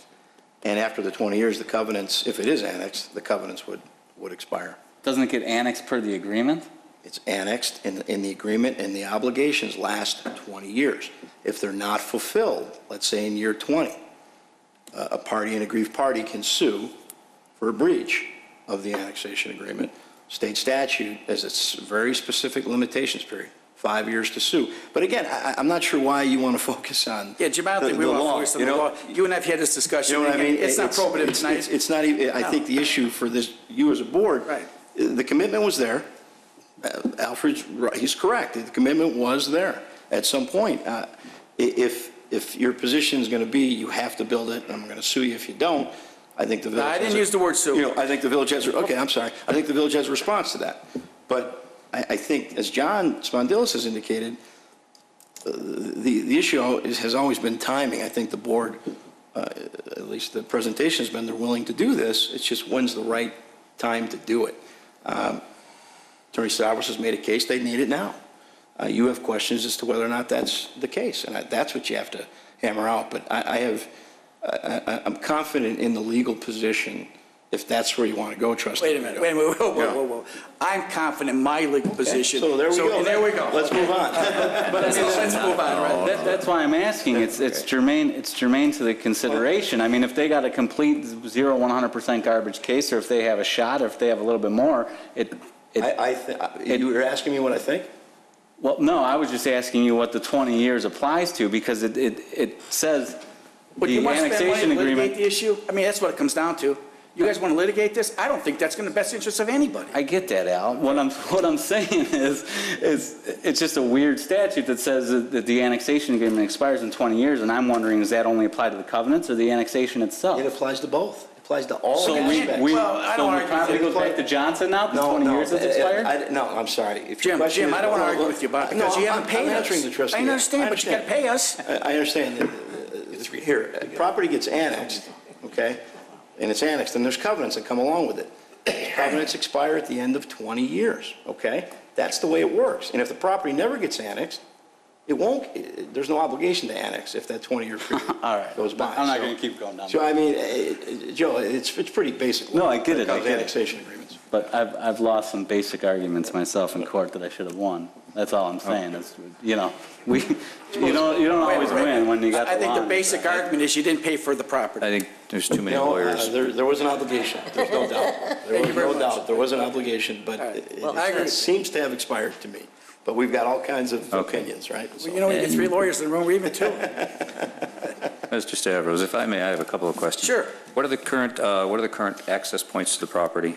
Right now, it's a right in, right off of the exit ramp going eastbound on Lake Cook Road. Mm-hmm. And that's a construction access. Okay. It's not a final permanent access. And the easement across the Ram property? I understand that Mr. Ferrillo finalized that sometime last year, is that right? Oh, yes, sir, correct. Yes. With the ramp. Right, and when they did the improvements for Milwaukee Avenue, they did that right in, right out there with the cross through the easements to get to that property. So the bridge, in theory, would be right on the other side of that, Wolf Road. And the Wolf Road? Wolf Road ends right there at the end of the Ram property. So you have a stoplight on Wolf Road, you make a right, and then you make another right at where they have the snow systems building, and you get to the property. So that bridge is vital because of two access points, Wolf Road and Milwaukee. But what does the bridge change about those points that you just mentioned? You What did already what? have the exit, the construction, the right in, right out on the exit ramp. That's for site improvements. You've got the easement across the Ram property, and you've got the dead end on Wolf Road. But that's the same bridge, Mr. Harker. The bridge off of Wolf Road would also service the easements across the Ram property. But you have the easements in place already? They're there. Okay. And you have the end of the Wolf Road? That's public road up to the end of the street. Right. Forgive the interruption, gentlemen. Are we talking about Wolf Court or Wolf Road? Court. Oh. Court, right? It's the road, that access road that runs behind. I just Yes. want to. Is it court? Yeah, I Yes, just want to it's- be clear. I'm getting confused because I'm going, it doesn't end there. If I might, I think the intention when we spent the money to improve Wolf Court was a twofold deal, to give the Ram additional parking and to prepare for the inevitable access to the Development, 17 yes. acres. So those, I just wanted to make sure I understood that those points of access are already there. The bridge is what's lacking. Right. We're looking for a consensus on the board as far as direction relative to the bridge at the end of Wolf Court. Thank you. Clerk Simpson, what's the order? Kruger?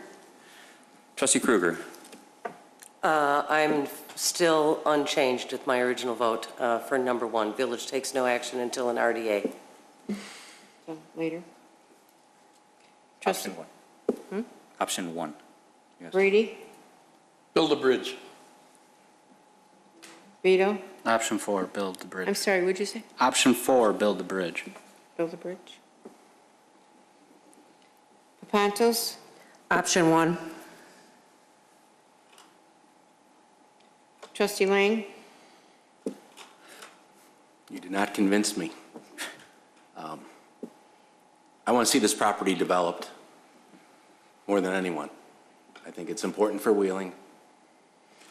Forget about the past, what happened. This is, I think waiting will give us some of the same options with any developer, but I'm willing to change to option 4 at this point and build this, but get the best development that we can get there. Very important. President Horker? Thank you. I do not see the bridge as being the issue. I see that you have the same number of access points now as you will with the bridge, except you'll have a bridge at the end of. The access points don't go over the canal. There's no bridge there. They stop there. I understand You that. don't have the bridge, you can't, the access points are meaningless. I do not see the bridge as improving the access to the property. I believe. Well, why don't you tell me how to get there, Mr. Horker?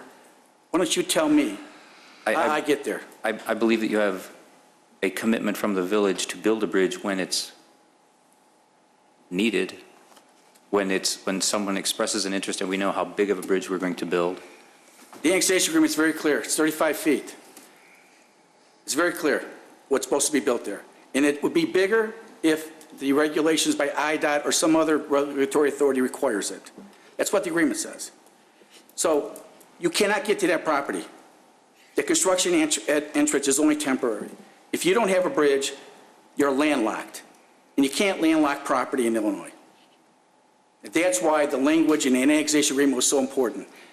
It said at the time they built the diversionary channel and the bridge, the word and, they were supposed to be done simultaneously. They weren't. Now it's important. You have a TIF that's going to expire here in 9 years. You're 3 years out for having a bridge completed.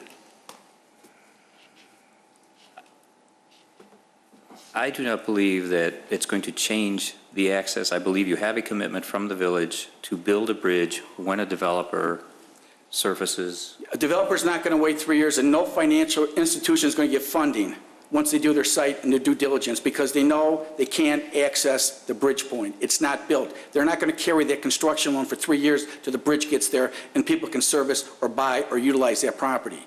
It's not practical. It's not reasonable.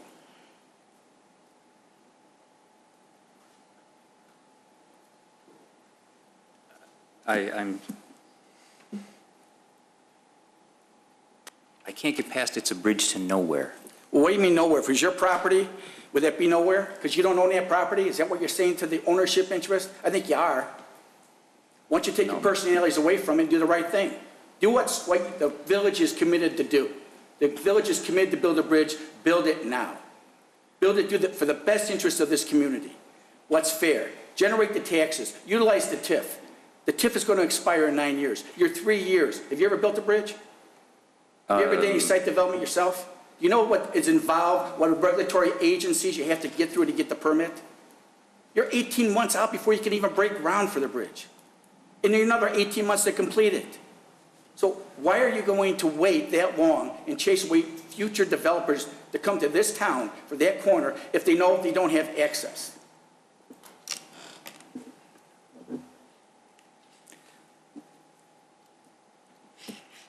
Thank you, Mr. Stavros. I'm on option 1. That is a tie. There's no consensus.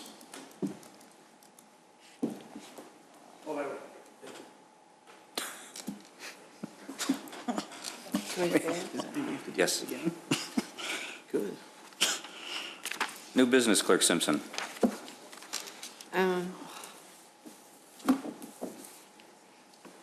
13A, ordinance granting final planned unit developments, special use site plan and building appearance approval for multifamily residence, current address 411-415 North Wolf Road.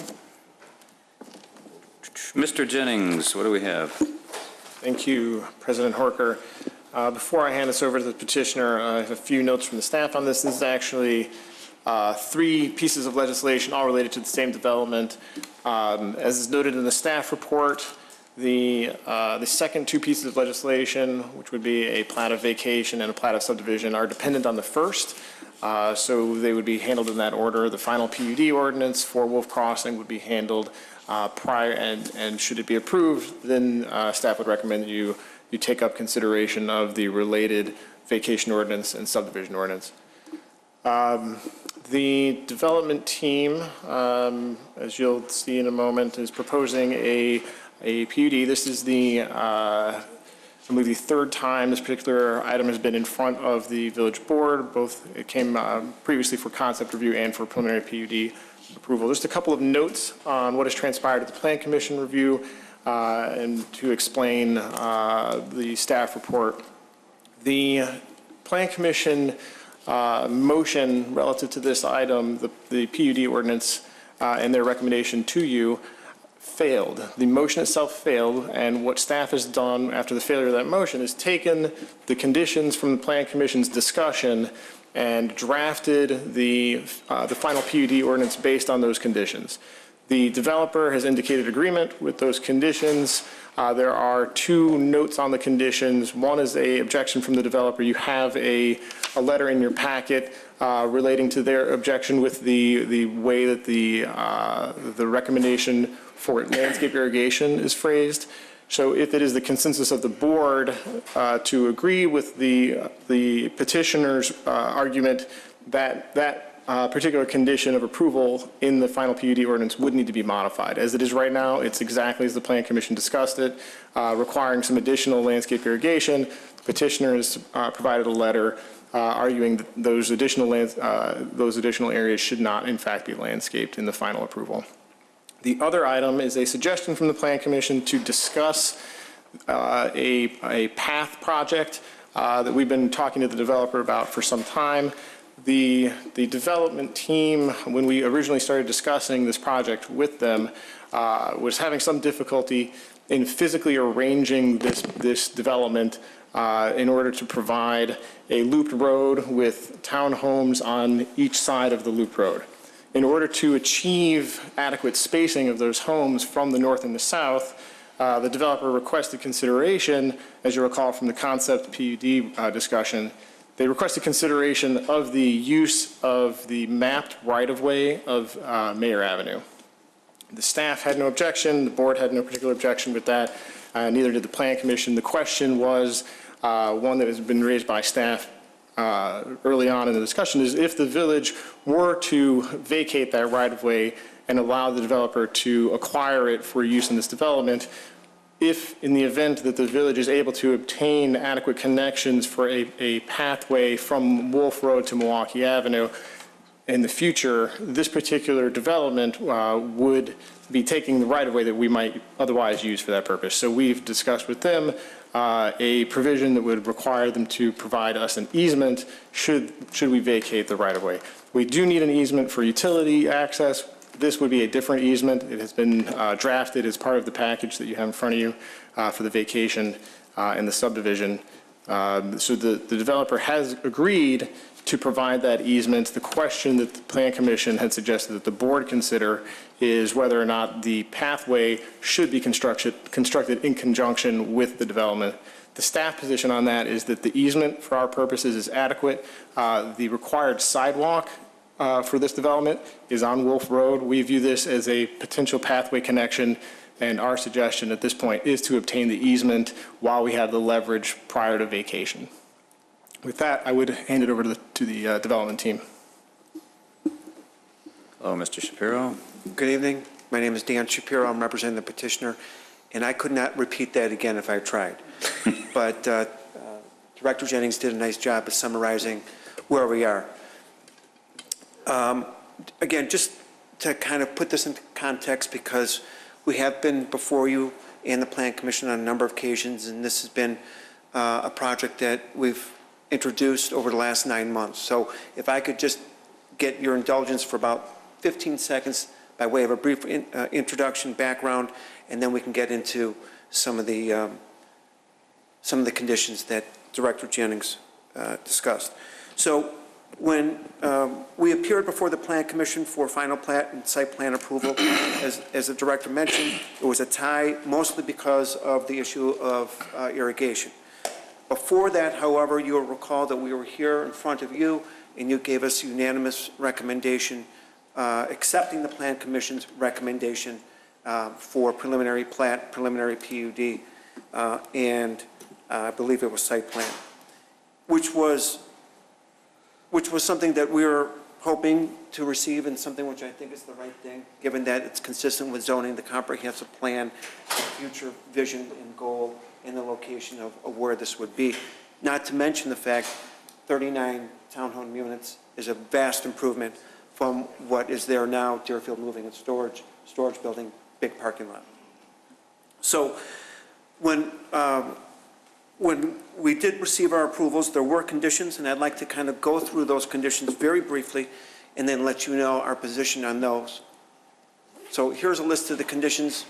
The first condition was show brick, not veneer. We've done that. And each of these slides will show the manner in which we've satisfied the conditions. Second one, downspouts. Show the downspouts. We provided that. Third one, units shall have outside water spigots. They are both in the garage and in the rear. This is important for the irrigation discussion, which I'm going to discuss in just a second. Next, provide decks off the second floor. We have done that. Next, bury the downspouts in the front yard. I'm sorry, patios, this is mixed up here. Enlarge the patios. We have done that by about 20%. Next, bury the downspouts in the front yard. We have done that. Next, mailboxes shall have canopies. This shows the canopy that would be attended to the mailboxes. Provide alternative light fixtures. Include building lighting on the photometric plan. We provided a photometric plan that is compliant with your specifications and your regulations for this roadway. Additional landscaping between the units, we have provided that. And then we get to irrigation. Before I mention irrigation, I think it's worth noting that the conditions which we have satisfied, which the Plan Commission has asked us to do to date, I mean up to this point, are some things that come with a price tag, of course, and it adds about $9,000 a unit. So there's a balance here between doing everything that one asks us to do versus pricing us out of the market. So now when we come to irrigation, it's a lot more money to irrigate the entire site.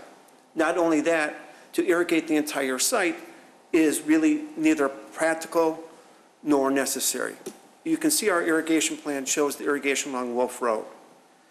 Now, we recall that we have spigots. So the spigots can irrigate the back. I think maybe Trustee Papantos, you may have mentioned that the last time we were here, if I recall correctly. Someone can irrigate them do self-irrigation, if you will, with their hoses.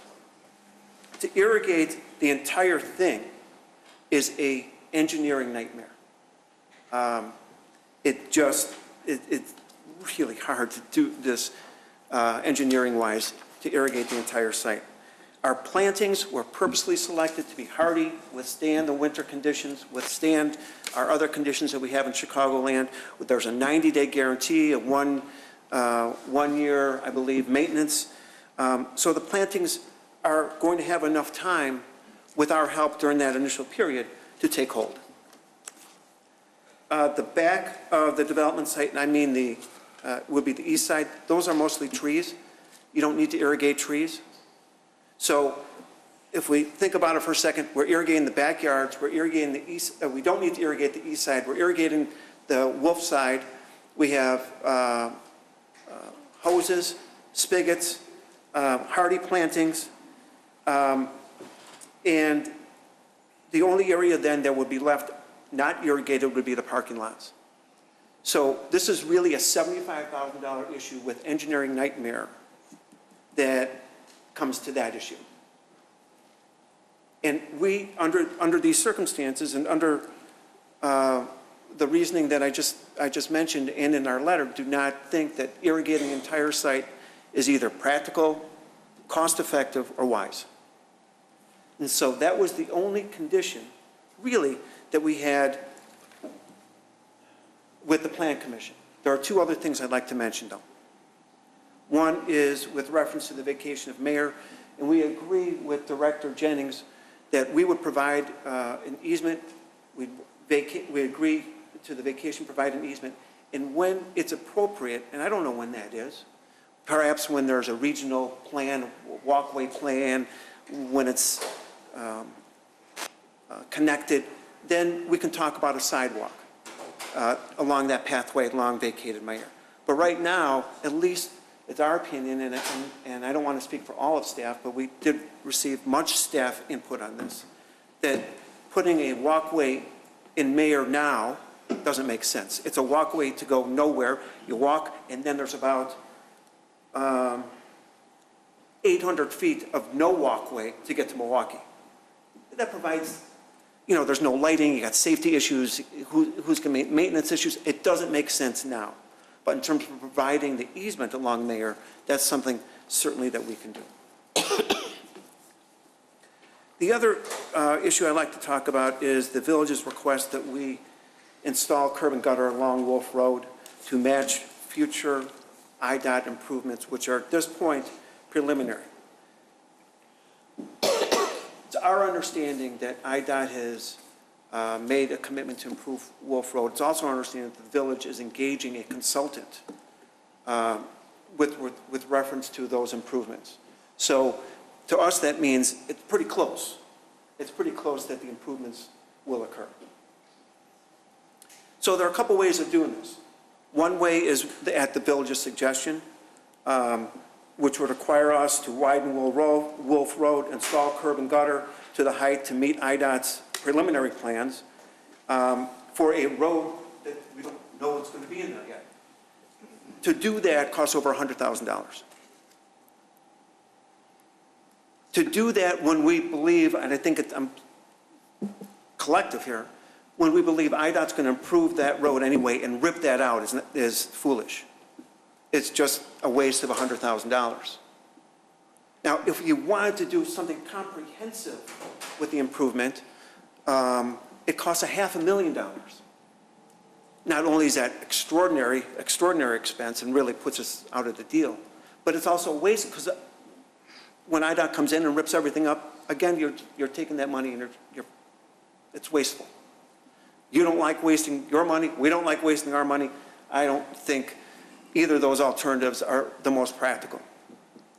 So what we're asking of this board is to allow us to, allow our current improvement plan, which we've submitted in our drawings for Wolf Road, which removes broken and dilapidated culverts and head walls, regrades and cleans up green space between the edge of pavement and right of way, regrades ditches to allow for an improved drainage system, upgrades the culverts to meet 2017 construction standards, And we think that this improvement, which is certainly much better than what we have there now, is appropriate in light of the fact that IDOT's improvements are coming in short order. Moreover, if the preliminary plans, if we were required to go to IDOT standards, this whole project is delayed 9 months. Because we now need to resubmit to IDOT, get their approval, go back and forth, and we're out of at least 2 construction seasons. So that's a big deal. And we want to get going. I'm hoping you want us to get going. It's a great project, and we're hopeful that we can get started right away. It's a project that certainly brings benefit. We're doing it on our own dime, no TIF assistance, no TIF request. We're proud of that. You know, we're doing it on our own. We haven't made a request, and we'd like to proceed with this project with those couple of discussion points that I mentioned. So thank you. Questions from the board? Trustee Lang? Thank you. Couple points on some things you said. You agreed to the second-story deck and all that. Do we have a size of that yet? Do you have an idea of how? Questions I don't know. Hi. Good evening, Derek Hoffman with D.R. Horton. I believe those decks on the second story are 4 feet by 88 feet or 10 feet? 12 feet. 12 feet? 12 feet. That was in there? Mr. Brady. I'm sorry, I missed it. Mr. Brady, you're hired. Okay, thank you. And then the pathway. There was, did I catch the village idea on that correctly in saying that we'd rather wait as well to construct that? When we first started discussing with this development team, we had hoped that it would be possible to make a clear and easy connection. The more that we looked at it, we realized we weren't ready on our end yet. We weren't sure exactly how we would, for example, at the southeast corner, there are single-family residents to the south. This particular pathway, if constructed, would be in close proximity to their rear yards. And then as it exits that area and toward Mayor, as Mr. Shapiro referenced, there's an additional extension of this pathway that would need to get to Milwaukee Avenue. We have not fully studied that alignment, discussed with amongst ourselves even if additional easements might be necessary. So yes, originally we had hoped that it would be prudent to construct it while this development is being constructed. As this development plan progressed, we realized we weren't in a position yet to carry on with the village's portion of this and make the connection onto Milwaukee Avenue. Okay, thank you. And I would be fine with waiting on that as well. Would we connect into Mayor Avenue off of Milwaukee at that point, or still unknown? Will that road be closed? Mayor can't be closed. The portion that would be vacated, if you look at the graphic. I got it, it's off of Wolf. Right, so if you imagine from that point on, Mayor is not developed exactly like you would see a typical street profile where there would be sidewalk, parkway, et cetera. So we do have a challenge of figuring out exactly how to connect it on beyond this point. Got it. Okay. Next was the irrigation, and I mean, 9,000 per unit seems. No. That's not what I was saying. All the things up to irrigation, all the improvements that, and the conditions that we've satisfied up to irrigation cost $9,000 a unit.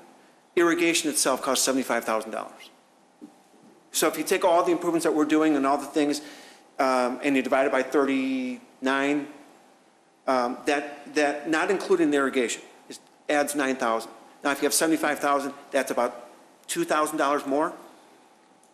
And see, I don't have a problem upping the quality of these places, because that's what we're looking for as well, is better quality. And if 9,000 per unit more in construction will make these better units, then I'm all for it. conceivably, you could do $30,000 more, but there's that balance to pricing oneself out of the market. In addition, not only does the irrigation system itself cost $75,000, but I think you saw in my letter, there's maintenance, and there's water, and there's bills. So the average townhome unit owner will end up paying, if my calculate, about $500 more a month. There is a... I'm sorry, a year, not a month. Okay. There is a homeowners association that will be in this development, correct? Okay. Can we require the homeowners association to provide a fund for new planting, whatever drops off over the year? We've submitted the CCRs to your council, and we're certainly happy to take suggestions that, you know, would go in with the laws in the act. And I would like to see that part of it, please. And then walk us through your front entrance. I'm confused, are we going to have a finished front entrance to this off of Wolf, or are you going to kind of stop short and we're going to wait for a road to come in, meaning the curbs and gutters and so on? well, our improvement plans would show that it would be finished, so it's not going to be like a mess. It's going to be improved per our improvement plan. And as I understand, IDOT has looked at our improvement plan and they've kind of signed off on that. Is that correct, Bruce? Yeah, so IDOT is okay with our improvement plan as submitted, and it would be finished. I don't know, you know, we may have different views of what finished. It would be improved so that it would be appropriate, you know, at the front end of Wolf. The trick of this is to improve it per IDOT standards. That's where the whole, you know, why do it now if IDOT's going to come in and make improvements? That's where that issue comes in. But the improvement plan that we have submitted in our drawings have been pretty much approved, if I can, by IDOT. So in terms of the level of improvements, this is the window to our project. So in terms of making sure that's green, it looks nice, it provides a great marketing window, is of utmost importance to us. Related to the improvements that Dan was referring to in the IDOT improvements, the profile of Wolf Road after IDOT does their reconstruction of it is going to be different than the existing profile. So the curb and gutter that we would be installing would be at one height, and the current road from there would be at a different height. So you have a gap. In addition, the roadway is to be widened, as I think you all know, for Wolf Road. So you would have this 300-foot section with a wider cross-section, with a wider width than the rest of it. Our concern is that IDOT's plans are preliminary at this point. Any changes to those plans and the $100,000 that would go into those roadways improvements would just get ripped out. And then we have to deal with the physical issue of having a curb and gutter at one height and having an existing road at a separate height, and how you deal with that in the interim between now and when those improvements are done. So those are the concerns. Fair enough. Thank you. That's all. Trustee Lang? That's it. You want me to speak again? Okay. Oh, I'm sorry. No. Trustee Vito, I'm sorry. Thank you. Yeah, in terms of the irrigation, the front of the project's going to be fully irrigated, correct? The front that faces Wolf Road. Yes. For the other units, Trustee Lang was saying maybe do a fund or something, but could we possibly do something maybe in just the bylaws itself that requires each unit owner to maintain its yard, whatever, to water or whatever, just so any concerns are assuaged that there's going to be, you know, dead grass everywhere or whatever those concerns might be, where there's no cost? Yeah, as I recall, the Plan Commission asked us something similar when we were before the Plan Commission. And what I recall our answer being is that the maintenance is a homeowner, it's an HOA obligation rather than a unit owner obligation. So that would be part of the HOA maintenance, includes cutting, watering, and all that stuff. All right. I have nothing further. Thank you. Thank you. Trustee Brady? Thank you. During the Plan Commission hearings, the subject of the percentage of rentals allowed came up, and I really didn't read a clear answer as to what you're going to do in HOA to regulate that. It really, it was discussed, but I would say it was discussed in passing, nor did we get any sort of direction from the Plan Commission that you must have or you can't have that, that particular Are there any issue. HOA rules or regulating, if you buy into a subdivision like this, only so many units can be rented? I'm not sure. I don't know if we have that. If you give us just a moment to check. Yeah. In the meantime, We're gonna look at that. I think we have an answer, at least as far as our code is concerned. Yeah, the code does not specifically require that. We have had discussions on past projects of a requirement, a cap on rentals. At the end of the day, there's a question of enforcement. Is it enforced by the HOA? Does the village require the HOA to do it? And then if they were not in compliance with that regulation, how do you enforce it? This has become an issue for us recently on a project where, without getting into too many of the details of it, we did have an issue with that very question, is exactly how do you enforce it?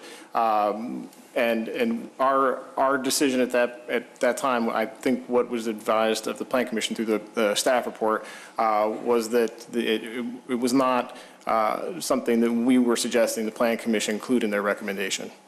Yeah, but the enforcement on the village level is tough.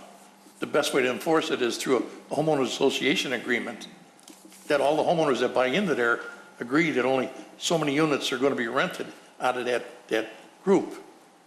Then it can be enforced, because there are other homeowners in the project all of a sudden see renters coming and going, and half the project getting filled up with renters. It distracts from the fact that they bought there to own their own home. Why are renters living there? We've done it in the past with the TIF project, where we had TIF money hanging over the head of the development. But I'm concerned not only about enforceability, but do we have the authority to require that of a development? That's also a concern that I think Mr. Shapiro would raise as well. With TIF money, you've got a carrot, right? And you can add additional requirements. Without TIF money, I'm concerned about our authority to demand that on this project. And we did it also in a conversion setting as well, which is under our ordinances. But from a straight brand-new project to dictate rentals versus ownership, enforceability is a nightmare, but I'm not sure about, we'd have to probably look into it a little further. I would consider, because, the best way to do it is in the homeowners association agreement, which the developer basically writes. I understand, but I think what you're saying is add a condition to the approval. We have almost too much of that right now. I don't know how many in Lexington you go through there. There's Boku renters in Lexington, which is supposed to be an ownership community. And around town, some of these other ones, even the subdivisions where houses, we can't control that, but nevertheless, how do we control it? I think as an owner, as a property owner, you buy a property, and you may want to ultimately rent that property. And, your property rights are going to be impacted by this kind of a requirement. And it's going to affect the price of units potentially. It's something that we'd have to, if that's a real concern for the board, we'd have to look into it. I think it's a matter of attitude towards the people living there. No, Trustee Brady, unfortunately, I'm a victim of Murphy's Law tonight. I'm looking at the CC&Rs, and the provisions covering leasing of your home is on section 2.15, which is on page 7. My document goes from page 6 to page 8. So I don't know if Mr. Jennings, I know we submitted a copy of them. I don't know if Mr. Jennings perhaps has As I recall, there was a provision. Thank you very much. No problem.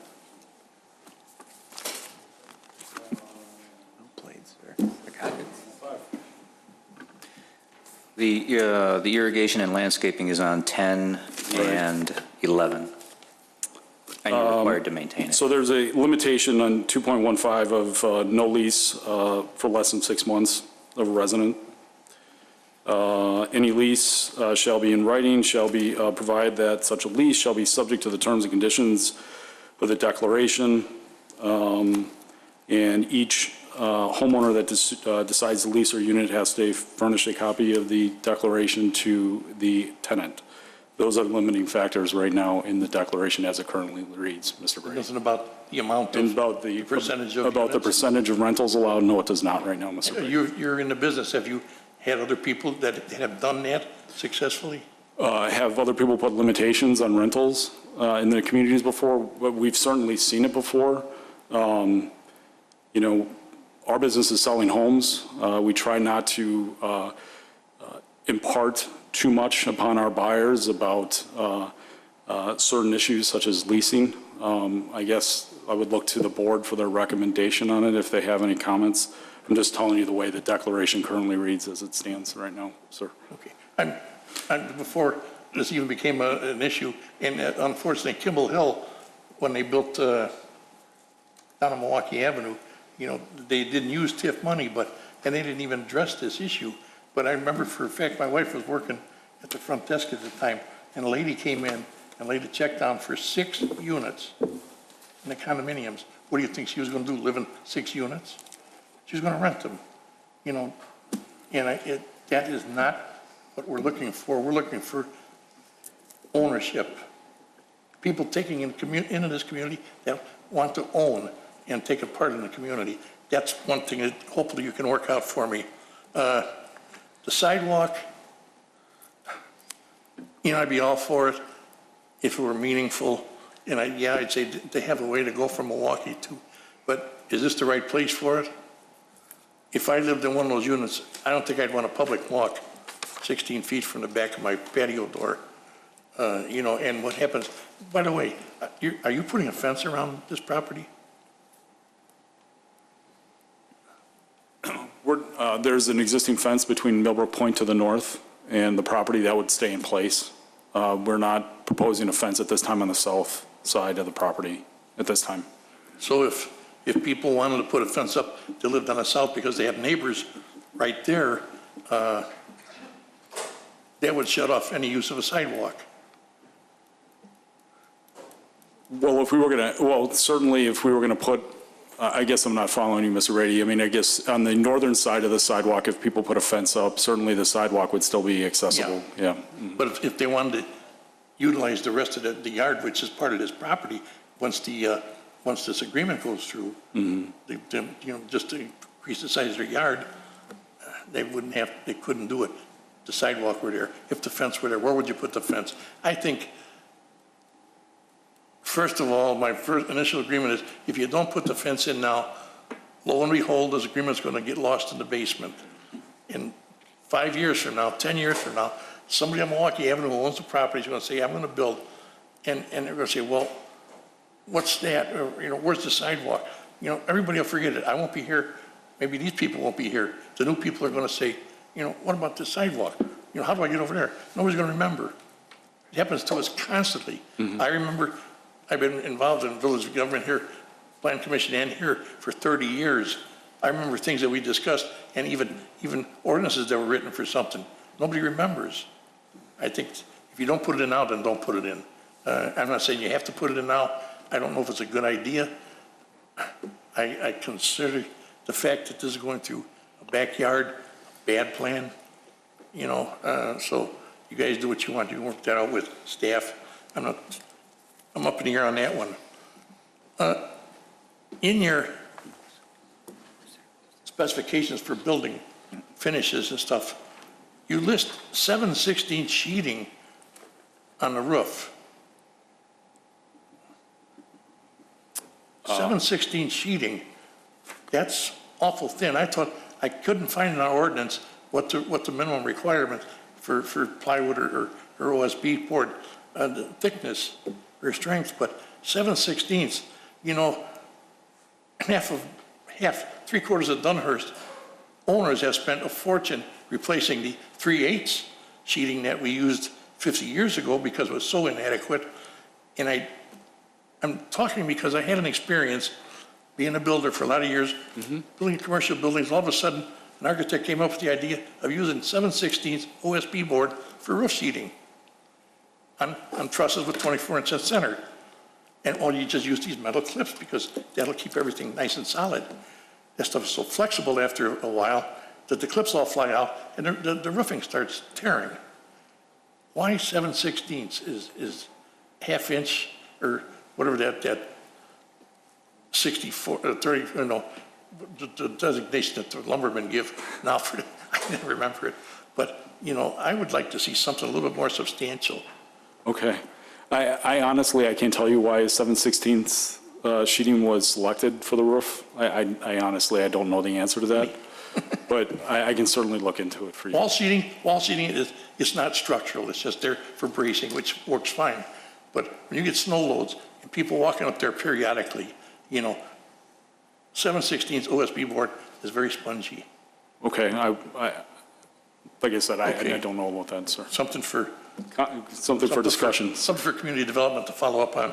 And as far as the irrigation, we make ordinances because we feel that the ordinances that we put into action are for the betterment of this community.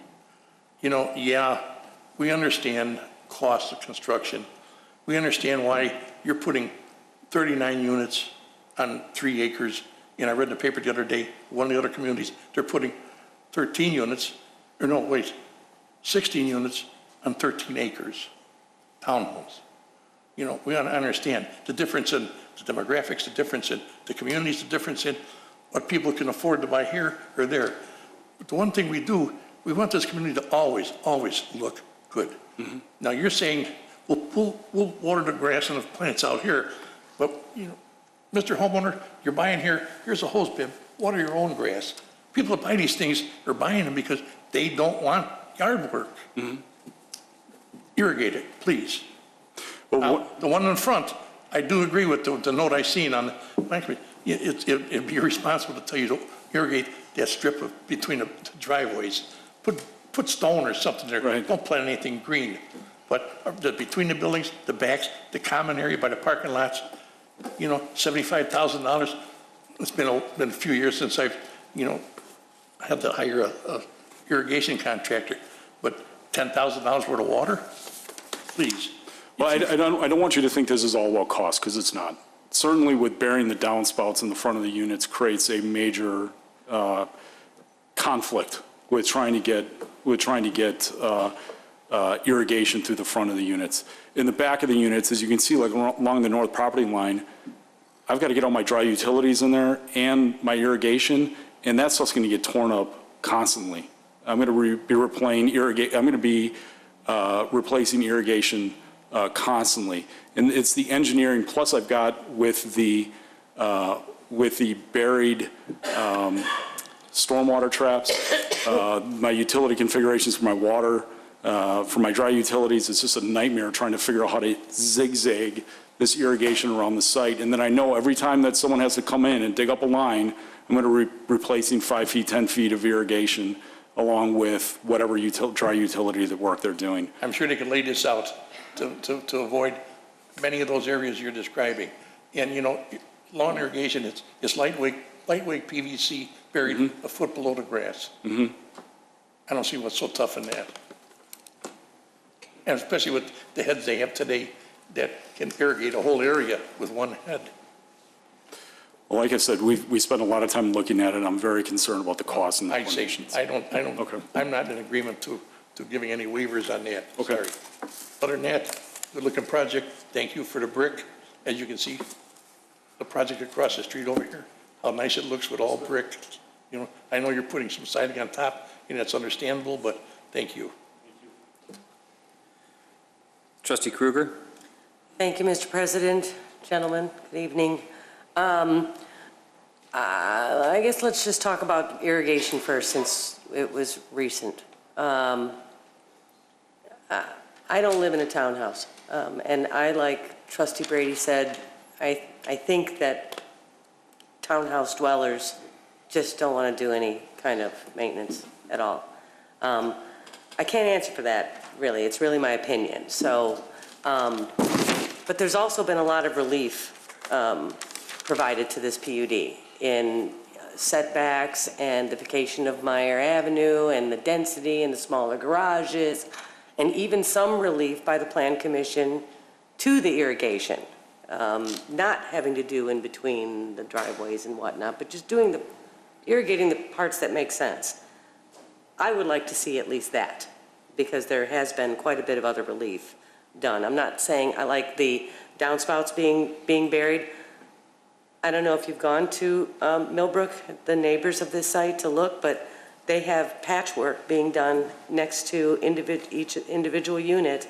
They've got the seed wrap because of the downspouts that are not buried have damaged between every single driveway. And I just think every single year you're going to be doing that. So I think you'll find that making that change for us was beneficial to your project. And I'm glad that you did, only because I didn't know what it looked like. I wanted to see what it looked like if it wasn't buried.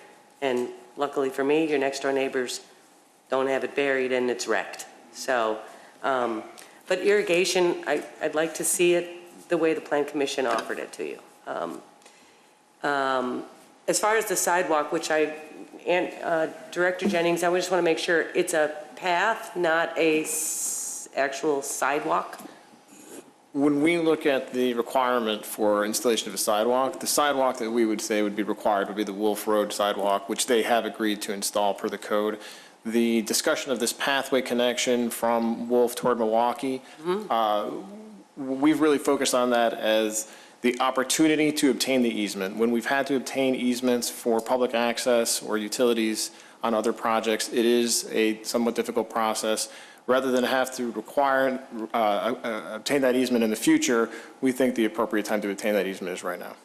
I'm not arguing that. Sure. I'm arguing about what type of path would be installed, because correct me if I'm wrong, Mr. Shapiro, but I saw the last Plan Commission meeting, and I believe when questioned by a commissioner about the sidewalk, there was, or the path, I'm just not sure which word to use,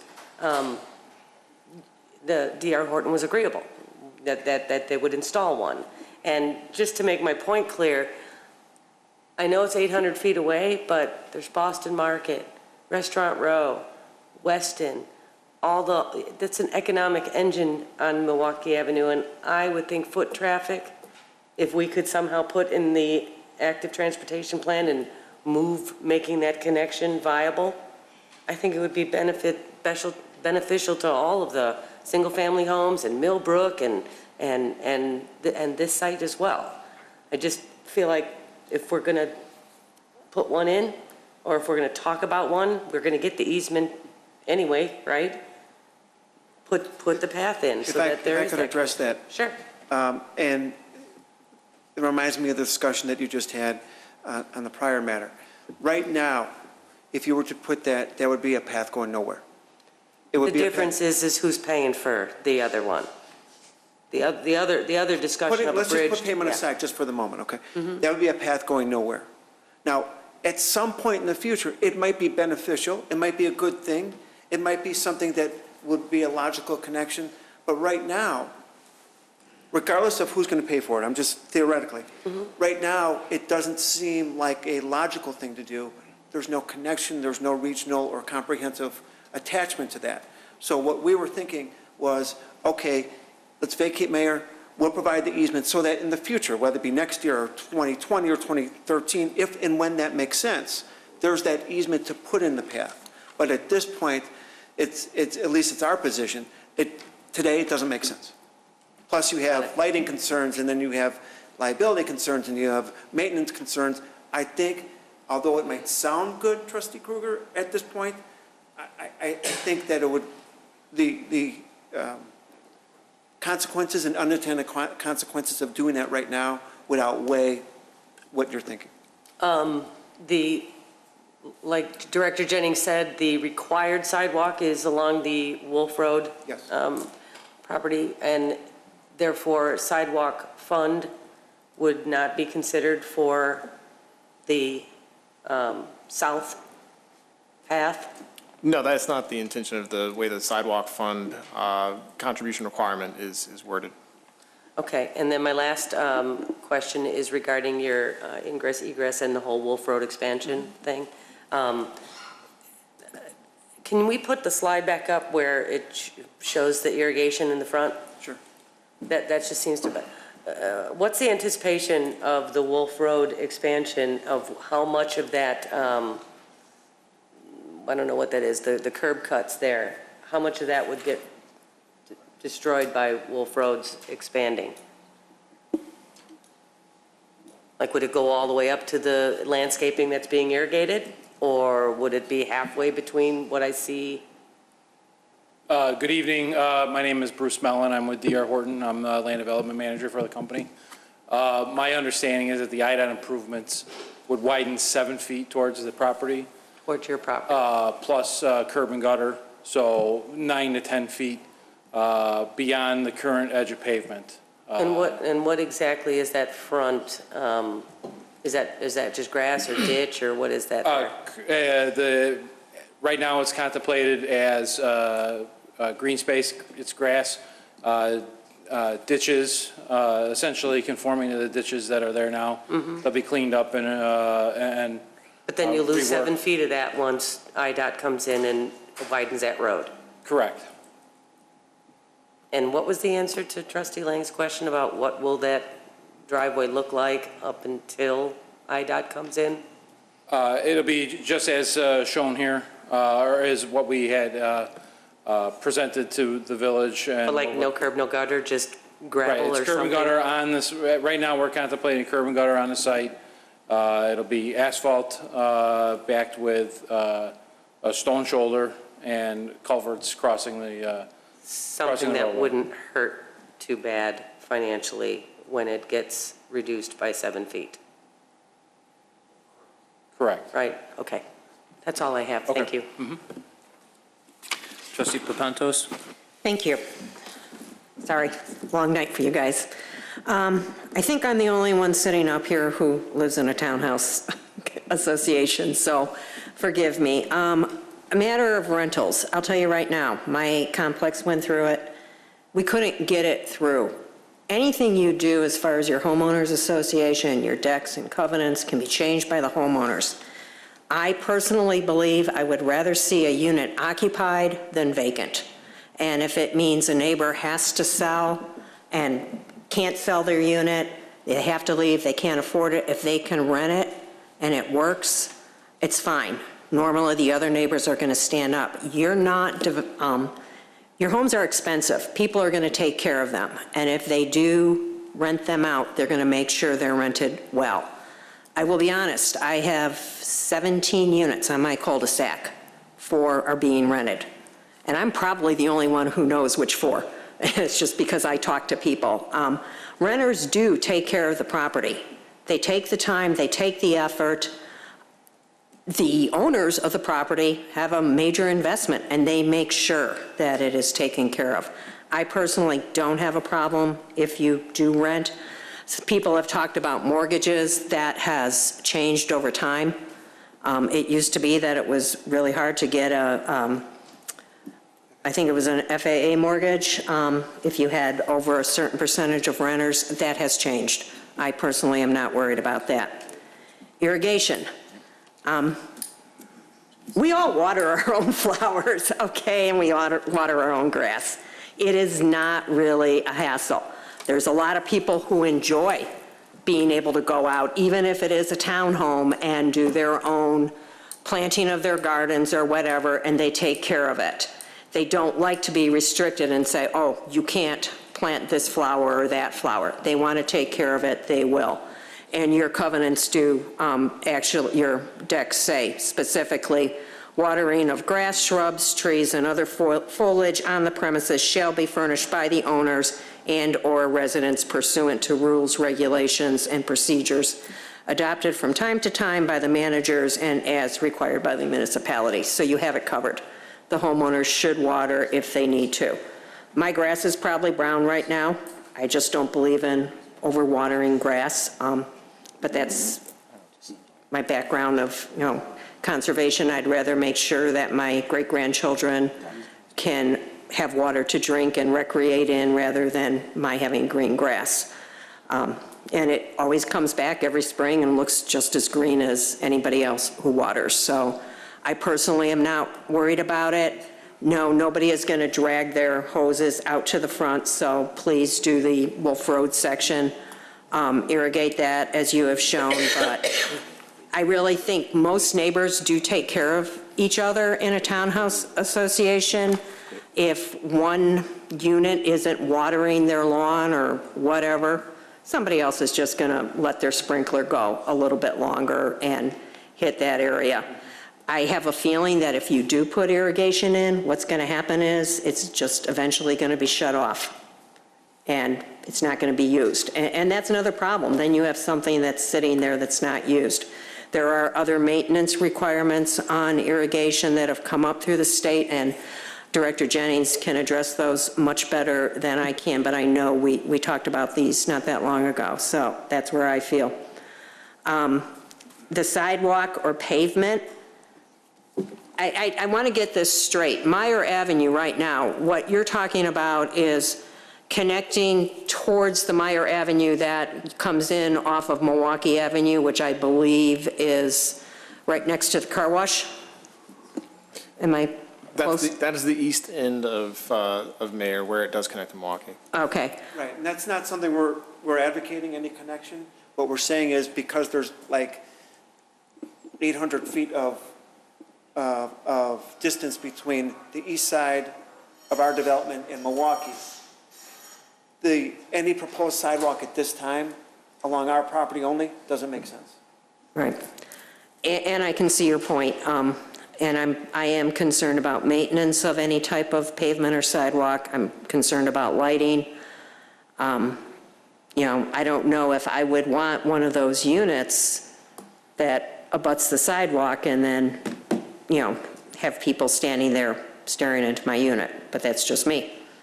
You know, you're making it easier for people to get back there.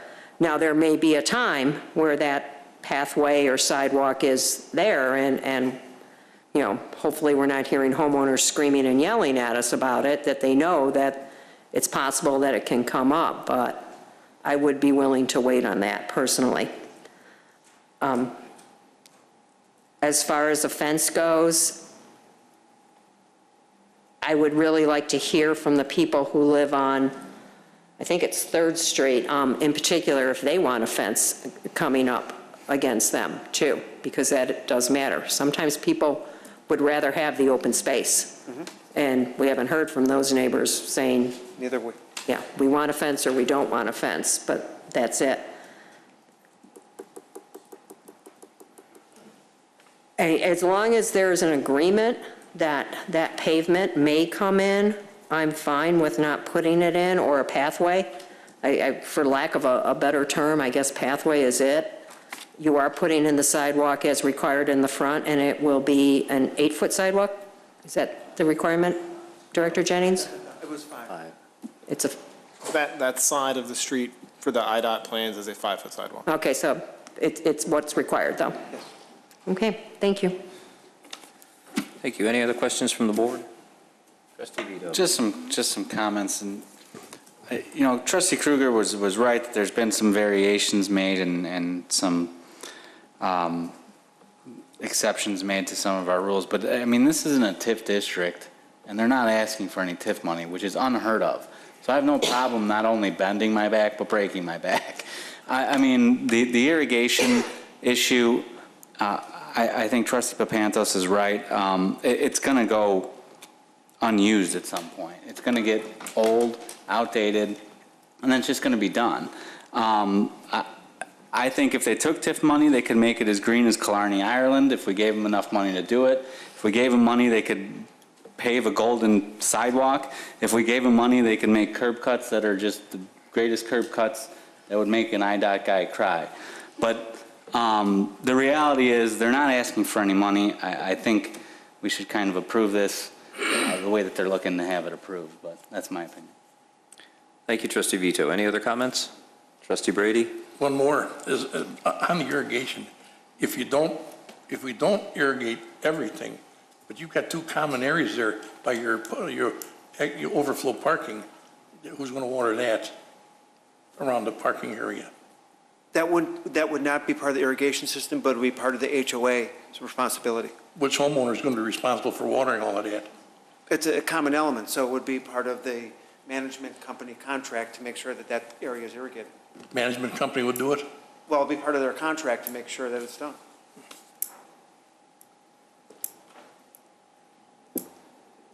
All set? Trustee Kruger? Thank you. Thanks, Trustee Vito, for bringing that up. I know that they're not asking for TIF, and that pleases me as well. I wonder if staff believes then that if irrigation is going to be relieved, but for the portion on Wolf Road, if we don't have a bigger topic to discuss about the code itself. I would agree with that statement. I think that by just the nature of the last few irrigation discussions we've had, there's an opportunity for us to take a look at how this is phrased in our code and come up with some recommendations. So I do agree with you on that. I appreciate that. Thank you. Thank you, Trustee Kruger. Any other comments? I'd like to poll the board. I'm sorry. I have nothing. I'd like to poll the board for Section F for the conditions one at a time to get the overall consensus on each individual issue separately.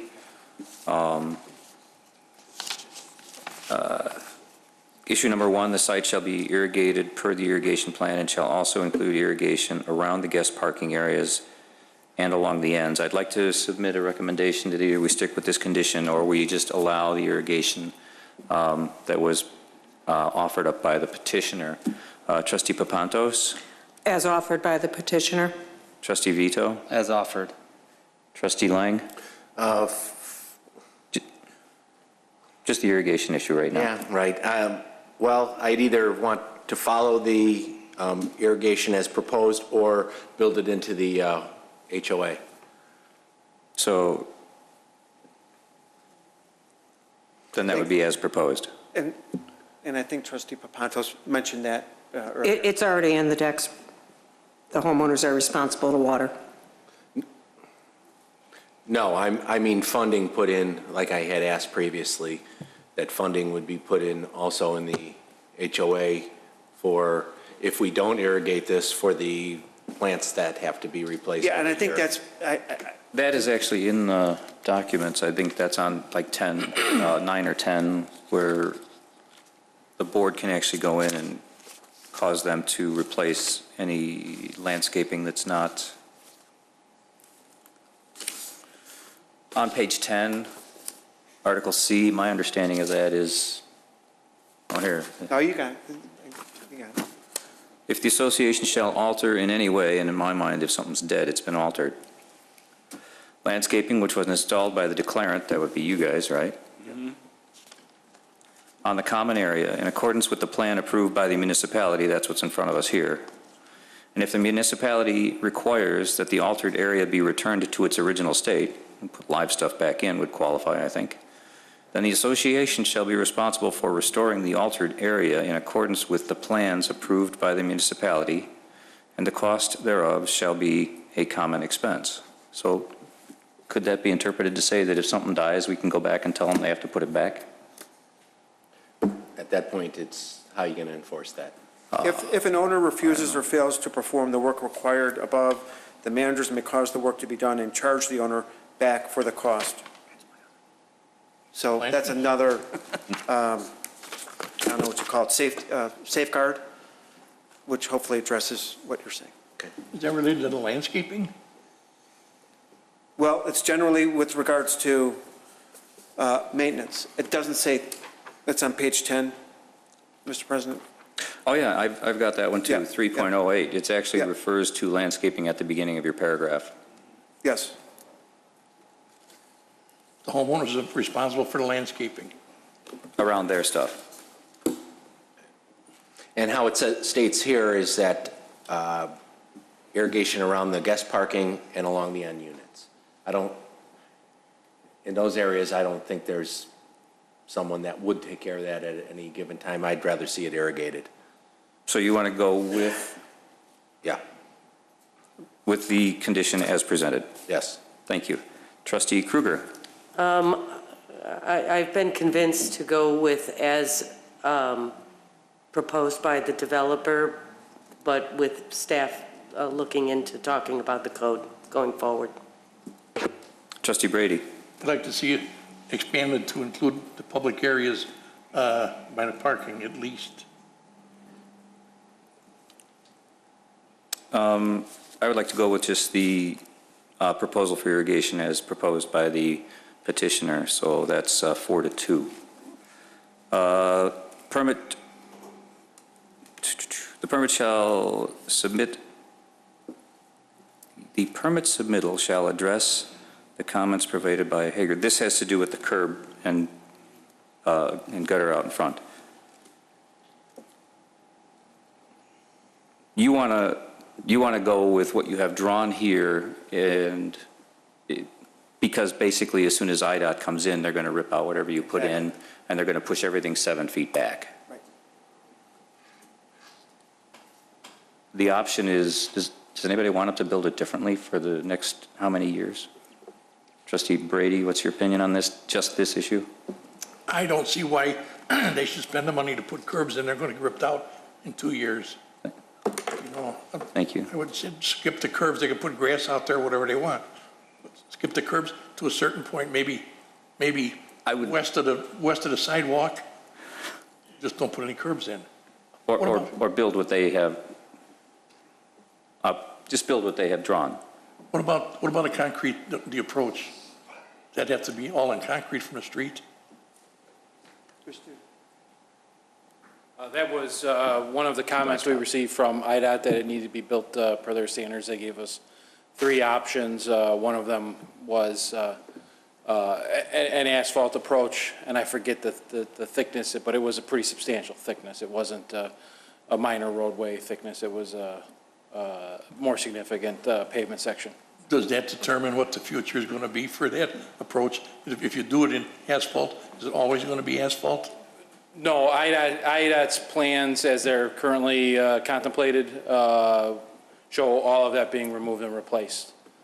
And it's my understanding that they have intent to do the road in concrete possibly, but I'm not 100% certain about that. So it'd be prudent for us to not put concrete in that 7 feet that they're going to tear out, but maybe up to that point, we could put concrete. Their plans show them removing all the way back to the right-of-way. Oh, really? Okay. Then So just build it as they've chosen. As it is. Thank you. Trustee Krueger? As drawn. Thank you. Trustee Lang? Same. Thank you. Trustee Vito? As they have it. Trustee Papantos? As drawn. Thank you. I'm in favor of that as well. Item 3, vacation of Meyer and the final plat of subdivision for Wolf Road Crossing shall be approved and recorded prior to the permit submittal. But at issue more is the sidewalk. You want them to build it now or wait? Is that my understanding of the issues? Thank you. I'll start on this time, this side. Trustee Vito, build the sidewalk now or let it slide? We could wait. Trustee Papantos? Wait. Trustee Lang? Wait. Trustee Krueger? Wait. Trustee Brady? Wait. I would like to wait as well. So with the conditions amended as noted, I would look to a motion to approve this. Is that right, council and manager? Correct, that will work. Do you want to take 3 separate votes? I'm not sure what this is. You know, This is a motion to approve the ordinance with, for final PUD? yeah, yes. Yes. Yes, this is the final PUD ordinance. This is not mayor. Right, this is 13A. As opposed to final plat, or as opposed to? Yeah, this is his PUD, final PUD. Good to go. So moved with conditions. Thank you, Trustee Krueger. Second? Second. I'm sorry, condition on the irrigation, what was that? I just want to make sure before, As they've drawn. as drawn. Thank you. Second. Trustee Papantos. Roll call. Trustee Krueger? Yes. Trustee Brady? Yes. Trustee Vito? Yes. Trustee Papantos? Yes. Trustee Lang? Yes. President Horker? Yes. And stretch.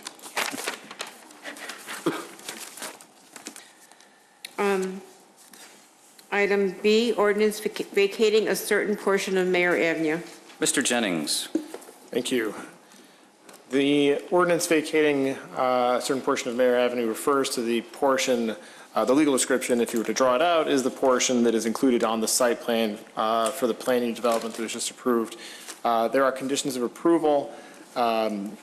In short, the conditions of approval would state that they would first have to acquire the subject property outside of Mayor Avenue before they could proceed with the acquisition of the vacated area. They would also need to agree to the appraised price for Mayor Avenue. And there's a condition that relates to the subdivision, the plat of subdivision as well.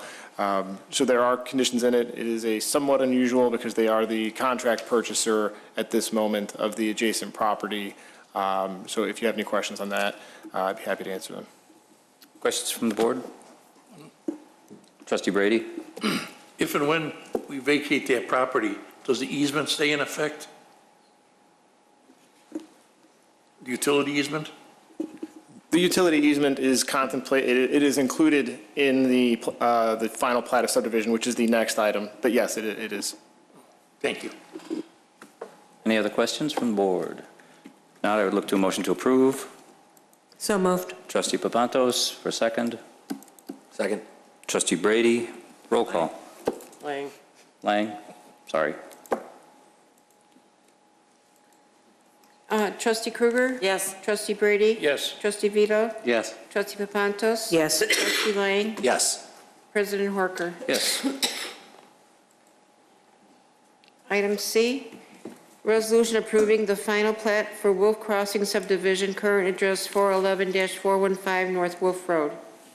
Mr. Jennings? Thank you. This is the final legislative item attached to this particular proposal. It is the final plat of subdivision that the petitioner has proposed. It does include the easements, and it includes the area that is subject to the vacation of Mayor Avenue. Questions from the board? Motion to approve. So moved. Trustee Krueger, second. Second. Trustee Vito? Roll call. Trustee Krueger? Yes. Trustee Brady? Yes. Trustee Vito? Yes. Trustee Papantos? Yes. Trustee Lang? Yes. Trustee Vogel? Oh, he's not here. Yes. President Horker? Yes. Thank you. Thank you for your consideration. Congratulations. And if I could just, before we go, and I know it's a long night,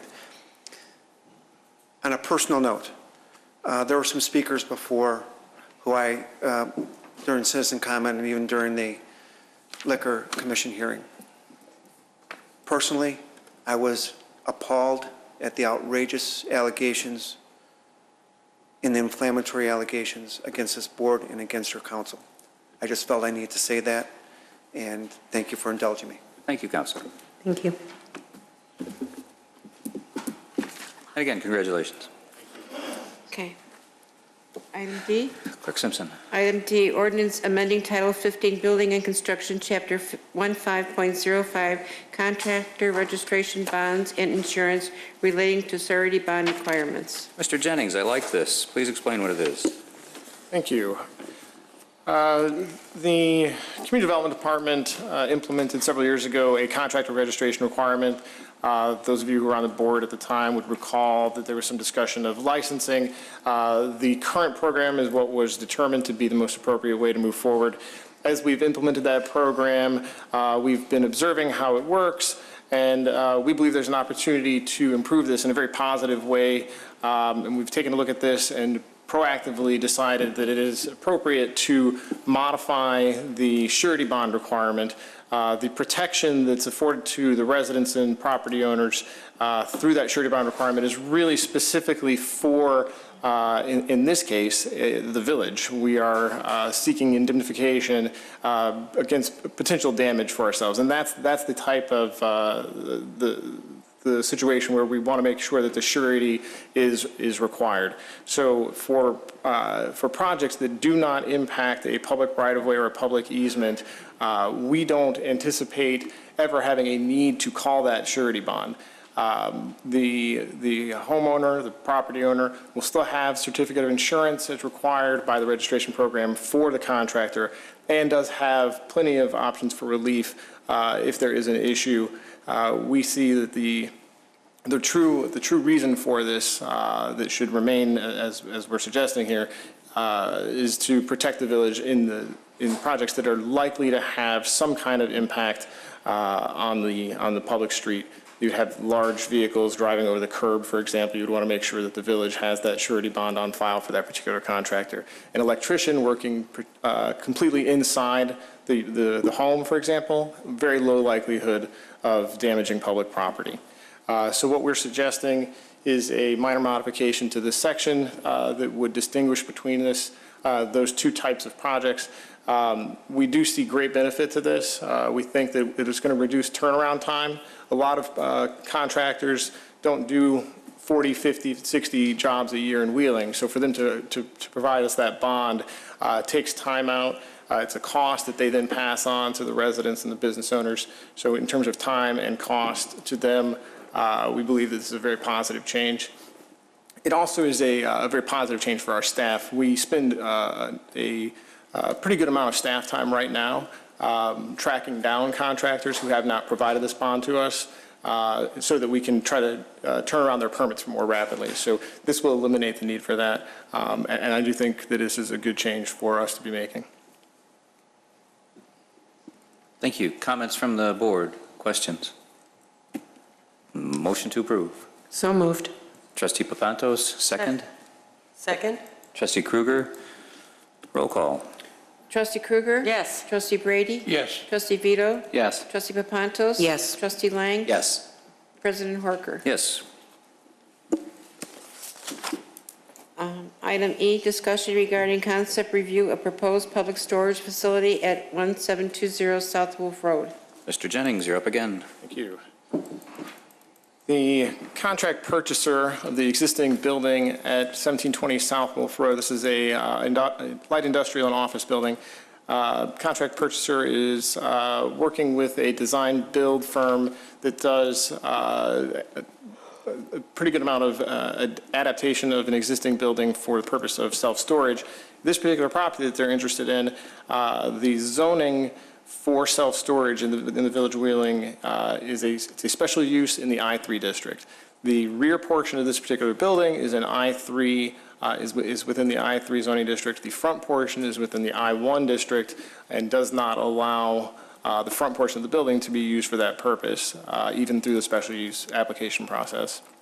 So the potential developer of this project is requesting feedback because this particular project does require multiple zoning applications. One would be a rezoning to rezone the front portion of the property, I-3, and the other would be a special use in the I-3 district for self-storage.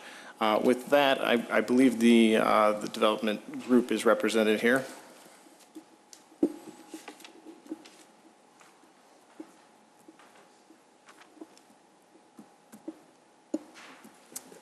Good evening. My name is Ed Reitan, Reitan Architects.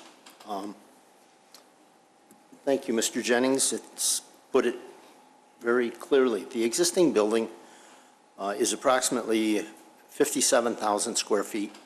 What we would like to do is to rezone the front portion. There is a section which is, as was stated, is I-1, and it's roughly 300 feet back from the property line. Currently, the building, the taller portion of the building is about 120 feet back from the property line.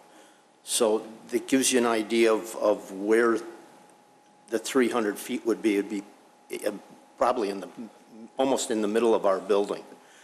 And what we are requesting would have to be a variance to allow for that to be changed from the I-1 to I-3. And then also a special use permit for that being storage. The storage that we would be doing would be all interior storage. There would be no outside storage. The building would be the back portion, back where the taller wall is, where the warehouse is. We would take the roof off of that portion and add 6 to 8 feet to the building and put a second story of storage inside, making the total approximately 108,000 square feet, 110,000 square feet of storage. We have shown that we would, on the north side of the building, we would put in some outside doors so we would have the availability of storage for people coming in that would have roughly a 10 by 20 or 10 by 30 unit, that they could actually do that from the street and just, not the street, but the parking lot. The main loading is going to be in the front of the building, the north, it'd be the northeast corner. We would put that as, what we do with the loading is we drive in on our facilities, and we have roughly a 30 by 40 area where people can drive in, unload their things inside, and be able to take them to their storage units, and then just back out. We would make the parking lot smaller because we don't require as much parking for storage. What we found in the past with approximately that size is 12 or 14 cars.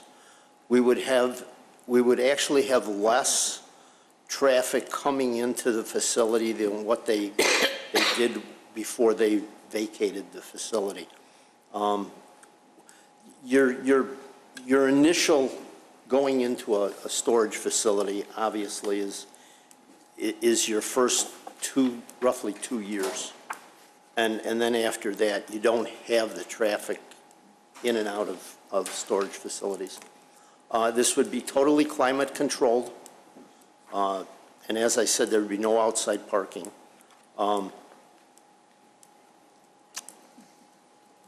We would be, the outside of the building on the new portion would be a metal sided and insulated metal siding, and the lower portion would either be stained because it's brick, or else it would be painted.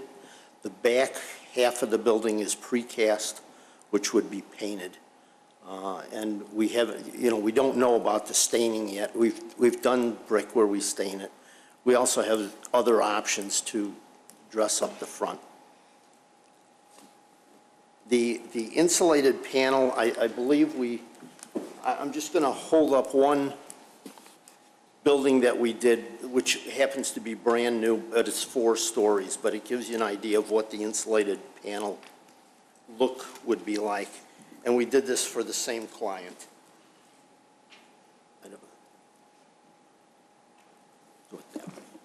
That slide might be available if you scroll down on the mouse on the podium there. Thank you. Back up a little bit.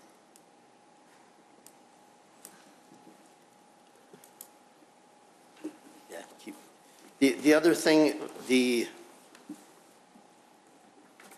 developer that we're working with on this, he also inserted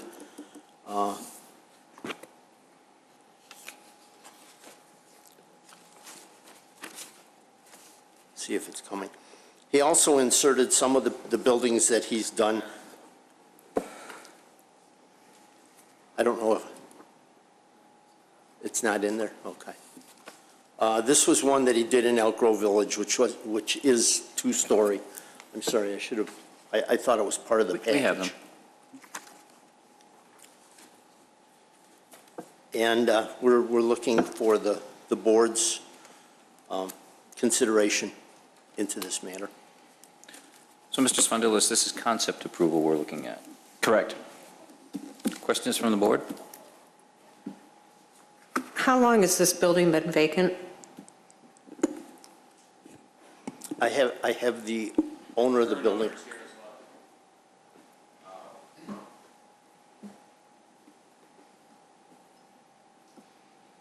Patrick Tang, I'm the owner of the building.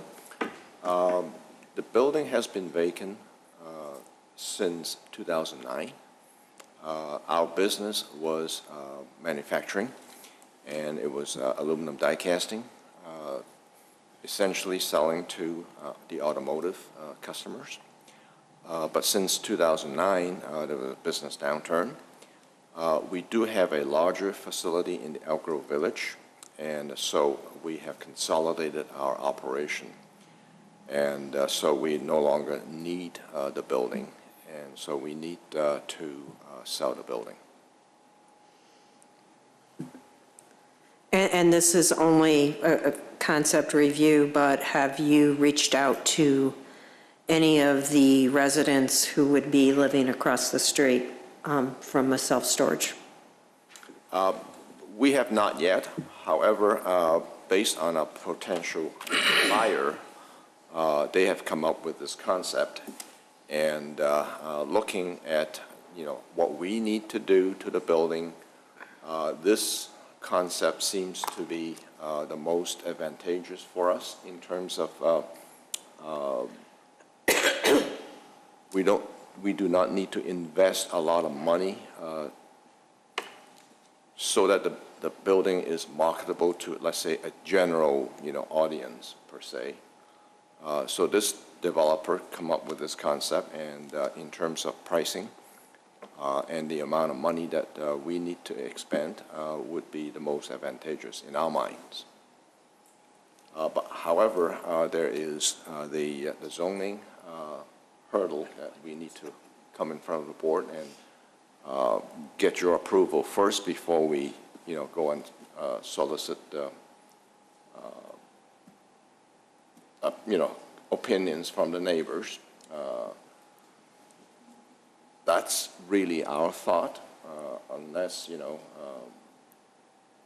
there's a way that we can go and solicit opinion before even the board agrees to the zoning changes.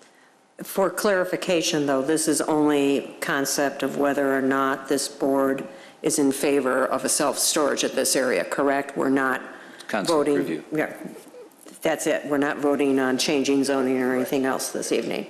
In fact, you're not voting on anything. This is just a consensus. Thank you. My name's Elliot Berman. I'm the self-storage developer. I have a partner who's not here as well. Just to give you a little background of us, we've done 14 facilities now over the last 6 years, done anything from ground-up construction to rehab buildings like this. All of our projects have been successful. All have been very good looking. Of all 14 projects, I've had to get minimum special use permit, even when it's zoned correctly. And then I've had to do as well as, change the zoning completely. We are experienced developers. We are experienced operators. Currently, this building has been, as you guys know, been sitting vacant for 6 years. Whatever industrial user will cause significantly more traffic than ours. I would tell you, like Ed was saying, the first 2 years, maybe we have 3 to 5 people a day at most, and then it trickles down to about 1 or 2. Thank you. Yeah. Trustee Any other Kruger? questions I can answer? Thank you. Welcome, gentlemen, but my first question is going to be to Director Malanaphy. How does economic development see this project? Is there a market for, I know there's a market for storage. Everybody has too much stuff. I get it. But for this region? Obviously, this is a land use that's in heavy demand. We get quite a few inquiries on it.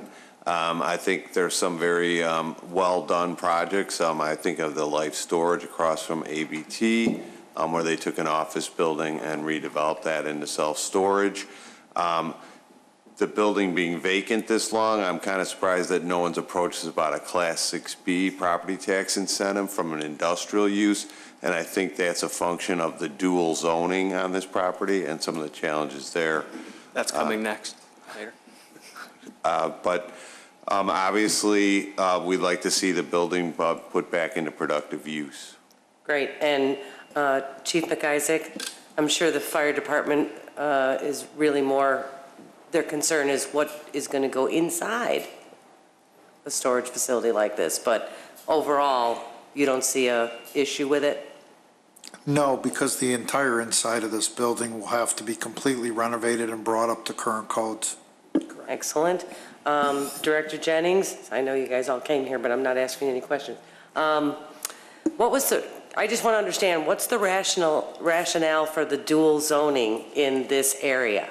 Looking at that partial zoning map, it looks like the back halves of all of these properties that are on the west side of Wolf are half I-1, half I-3. Why? The village has a pretty good number of these along Wheeling Road, along the frontage road, Palatine Road. The original intent of these buffers is basically to create a buffer district between a heavier industrial use and a zoning district that is seen as more sensitive. Single-family residential, for example, in locations where you have lower density residential near these heavier industrial areas, oftentimes on the transition, as you cross the street, you'll see that, that buffer zoning. Okay. Could granting this kind of a project where they're ultimately going to ask for consolidation, could we potentially see other businesses north ask for that same kind of relief? I suppose that's always possible. In this particular case, you're looking at a combination of the rezoning to eliminate this buffer district essentially, and also a special use application. But I suppose it's always possible that once you see anything new, it's always possible that somebody could look for similar action. And now to you guys. I'm okay with this because of where your site is located. It's next to the B3. Doesn't seem to be too impactful. And I guess I'm just, I'm okay with this. Let's just stop there. Thanks. Thank you. Trustee Lang and then Trustee Brady. Thank you. My biggest concern is just the, there is residential across the street. It's not Wheeling, but it's still nonetheless residential, and I just want to be cautious with that. This is a bigger building that you're proposing than what's there, and changing that I-3 is, increases the use. I believe your use as self-storage, though, is not as impactful as an industrial site. It is not, correct. I mean, they had, it's an industrial broker. Hi, I'm Brian Colson. I'm with NAI Hiffman. I'm the broker in the transaction. The alternative use for this property would be to add 7 to 10 docks on the back of the building, leave it with its current facade look, which is obviously outdated and tired, and you're going to have 20 to 30 trucks coming in and out of there every day. So, if you think the residents are going to be upset about a brand-new, state-of-the-art Class A storage facility, I would think that they would probably be a little more concerned about 20 tractors rolling in and out of this building, day in and day out. So that's all I wanted to say. Okay. Well, then, in keeping in mind the residential area, do something nice with landscaping to nicen up the front of it, and maybe a buffer. There won't be much noise. Sure, there's not actually much noise. I mean, I've actually done 2 or 3 developments as tight as the residential and have had no problems. Relative to the noise, the railroad tracks are about 200 feet. Right. Thank you. West of their building. Yeah, see if you could do something about that. That I cannot help you with, I apologize. Yeah, we would like a hedgerow. But those are my concerns, just the residential, so take care. I mean, I would tell you that, let us come up for the zoning meeting and let them come, or, that's the best I can do. It's less traffic than what it will be if it doesn't sit vacant forever, and it provides a service. Okay, thank you. Thank you. Oh, yeah, correct. Your property taxes will be 3 times that until we get the 6B. Trustee Brady. Thank you. We're surrounded by rental places. They're giving units away free for several months if you go store by them. What's the big need?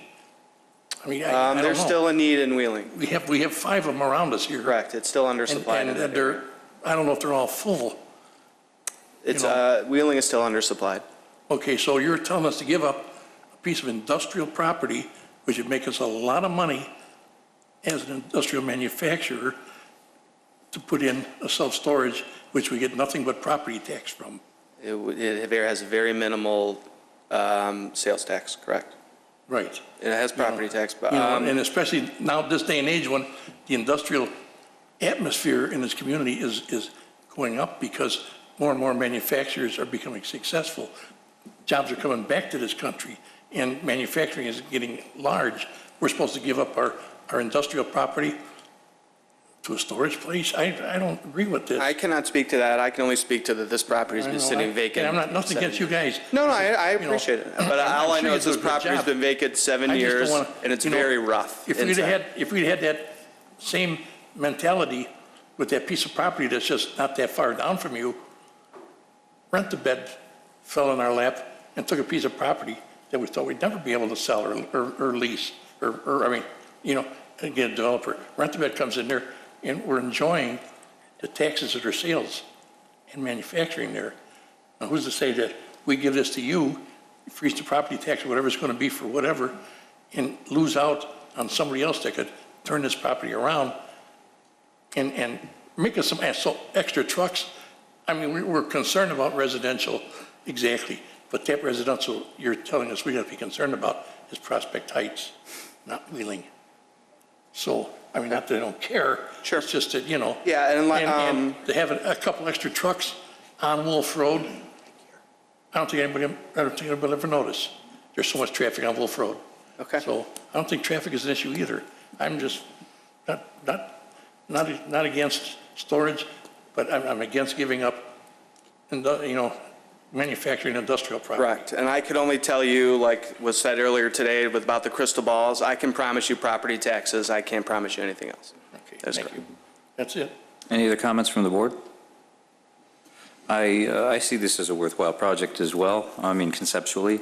I would like to poll the board directly though, so Trustee Papantos? Yes. Trustee Vito? Yes. Trustee Lang? Yes. Trustee Kruger? Yes. Trustee Brady? No. I am a yes. We like the concept. Thank you. Keep going. Okay. Thank you very much, everybody.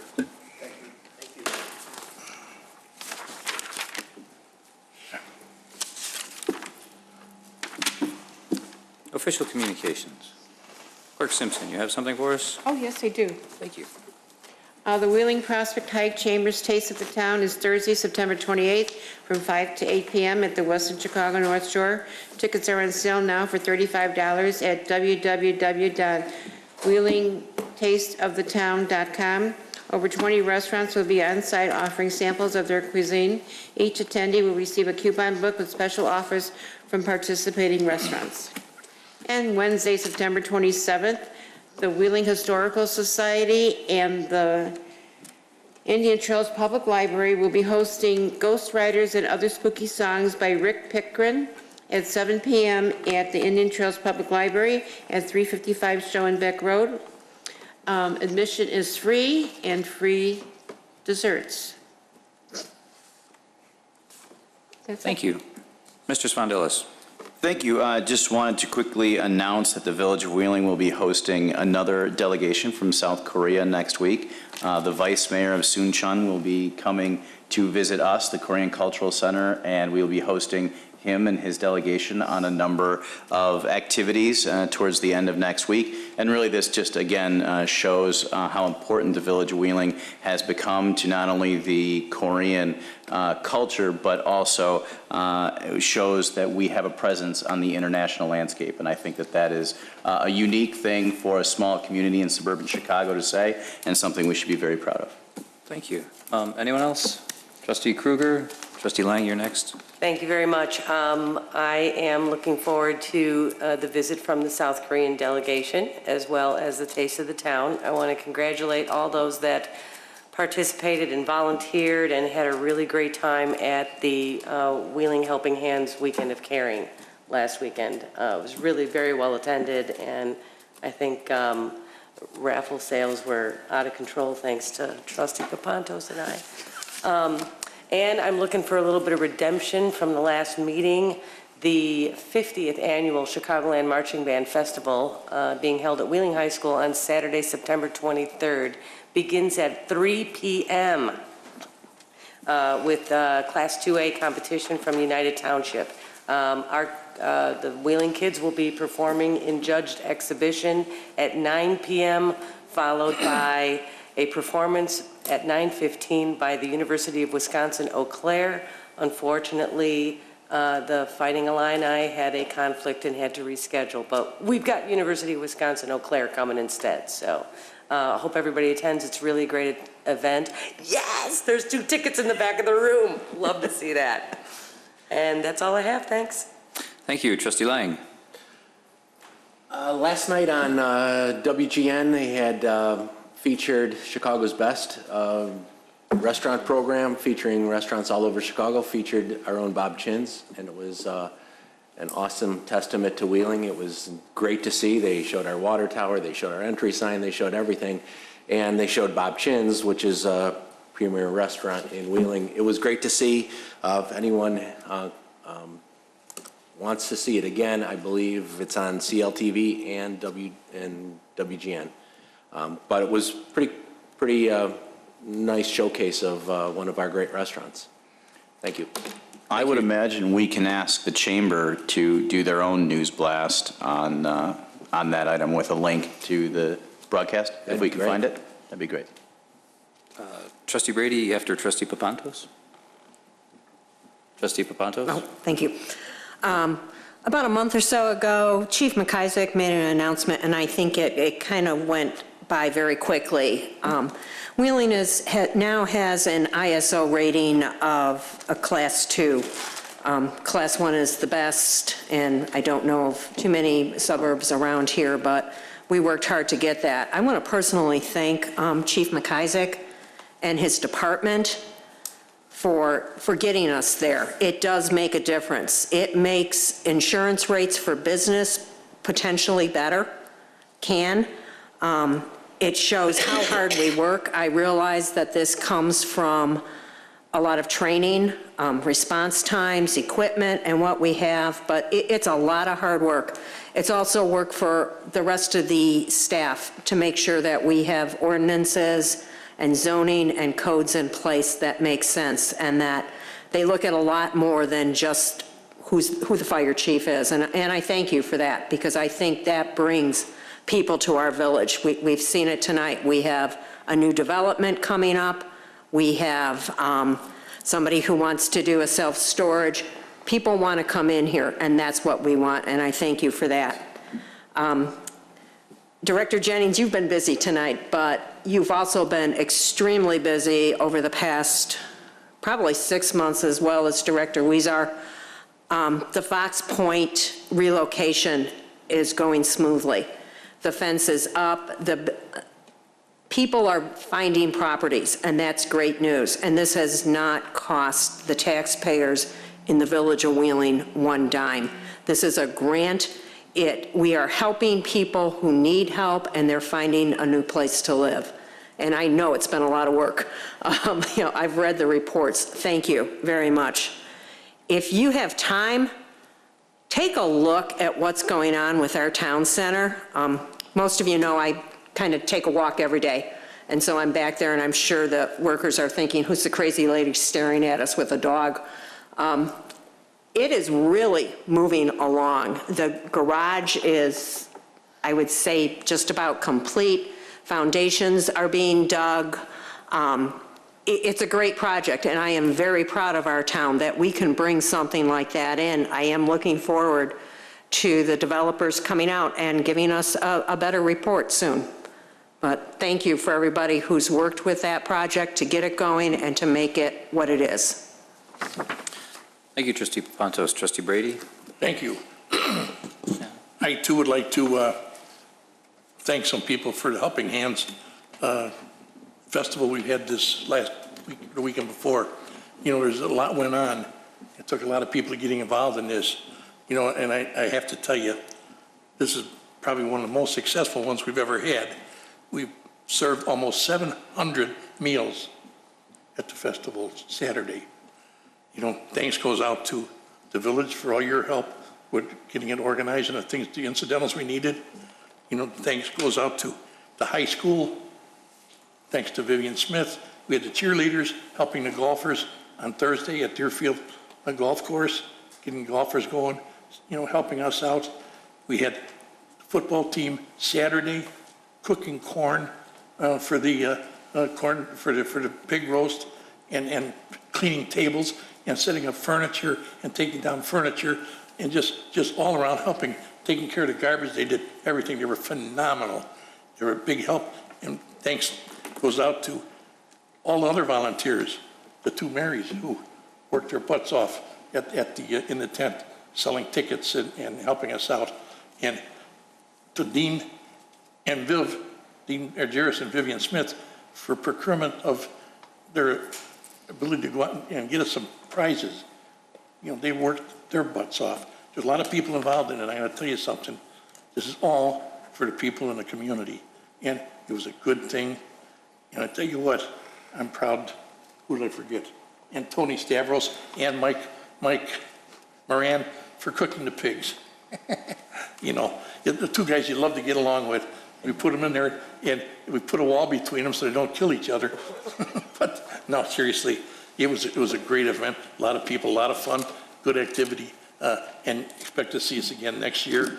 And I hope you do, because we really enjoyed doing this. Thanks, everybody. That's it. Thank you, Trustee Brady. Trustee Vito? I watched Tony Stavros carve one of those pigs, and I'm pretty sure he ate more than what he carved. But it was pretty good, and he gave me some skin, which is always the best part. To piggyback on something that Trustee Papanto said, I had the unfortunate experience today to have to go downtown, which meant I took the train. But when I got on the train, you can see the Wheeling Town Center, the whole kind of campus and where it is, and the development that's going on there is pretty impressive. John Malanaphy, I don't know if we could reach out to the town center folks to see if we can put a sign there like we have on Dundee for people that are actually on the train going to Buffalo Grove and up to Vernon Hills, just to kind of, I don't know how many people on that train know it, but a lot of people pass it every day. I don't know if I don't think it'd be too cost prohibitive to put something up there like that. But, I mean, you don't have to answer, just something to think about. And as for the Taste of the Town, unfortunately, I will not be there, but I know a guy that I can get you discount tickets for $30, not $35. So if you need any, let me know. I need to get rid of them. It's a great event if you haven't been out before. A lot of great restaurants out there and a good time by everybody. So please come out, support the chamber, support the restaurants, and support the event. Thank you. Thank you, Trustee Vito. I have nothing else, and that brings us to the approval of the bills. Clerk Simpson, I need a motion. So moved. Motion, Trustee Papantos. Is there a second? Second. Second, Trustee Kruger. Roll call, please. Trustee Kruger? Yes. Trustee Brady? Yes. Trustee Vito? Yes. Trustee Papantos? Yes. Trustee Lang? Yes. President Horker? Yes, and now, if we could have a motion to adjourn. Or not. So moved. Trustee Vito, second? Oh, wait a second, okay. Vito? Yes. Okay. Now a second. We just want to stay here. Second. Just want to sit. Yes, Trustee Kruger. All I need is an all in favor. Aye. Anybody against? You can stay here. Good night, everyone. Thank you for coming.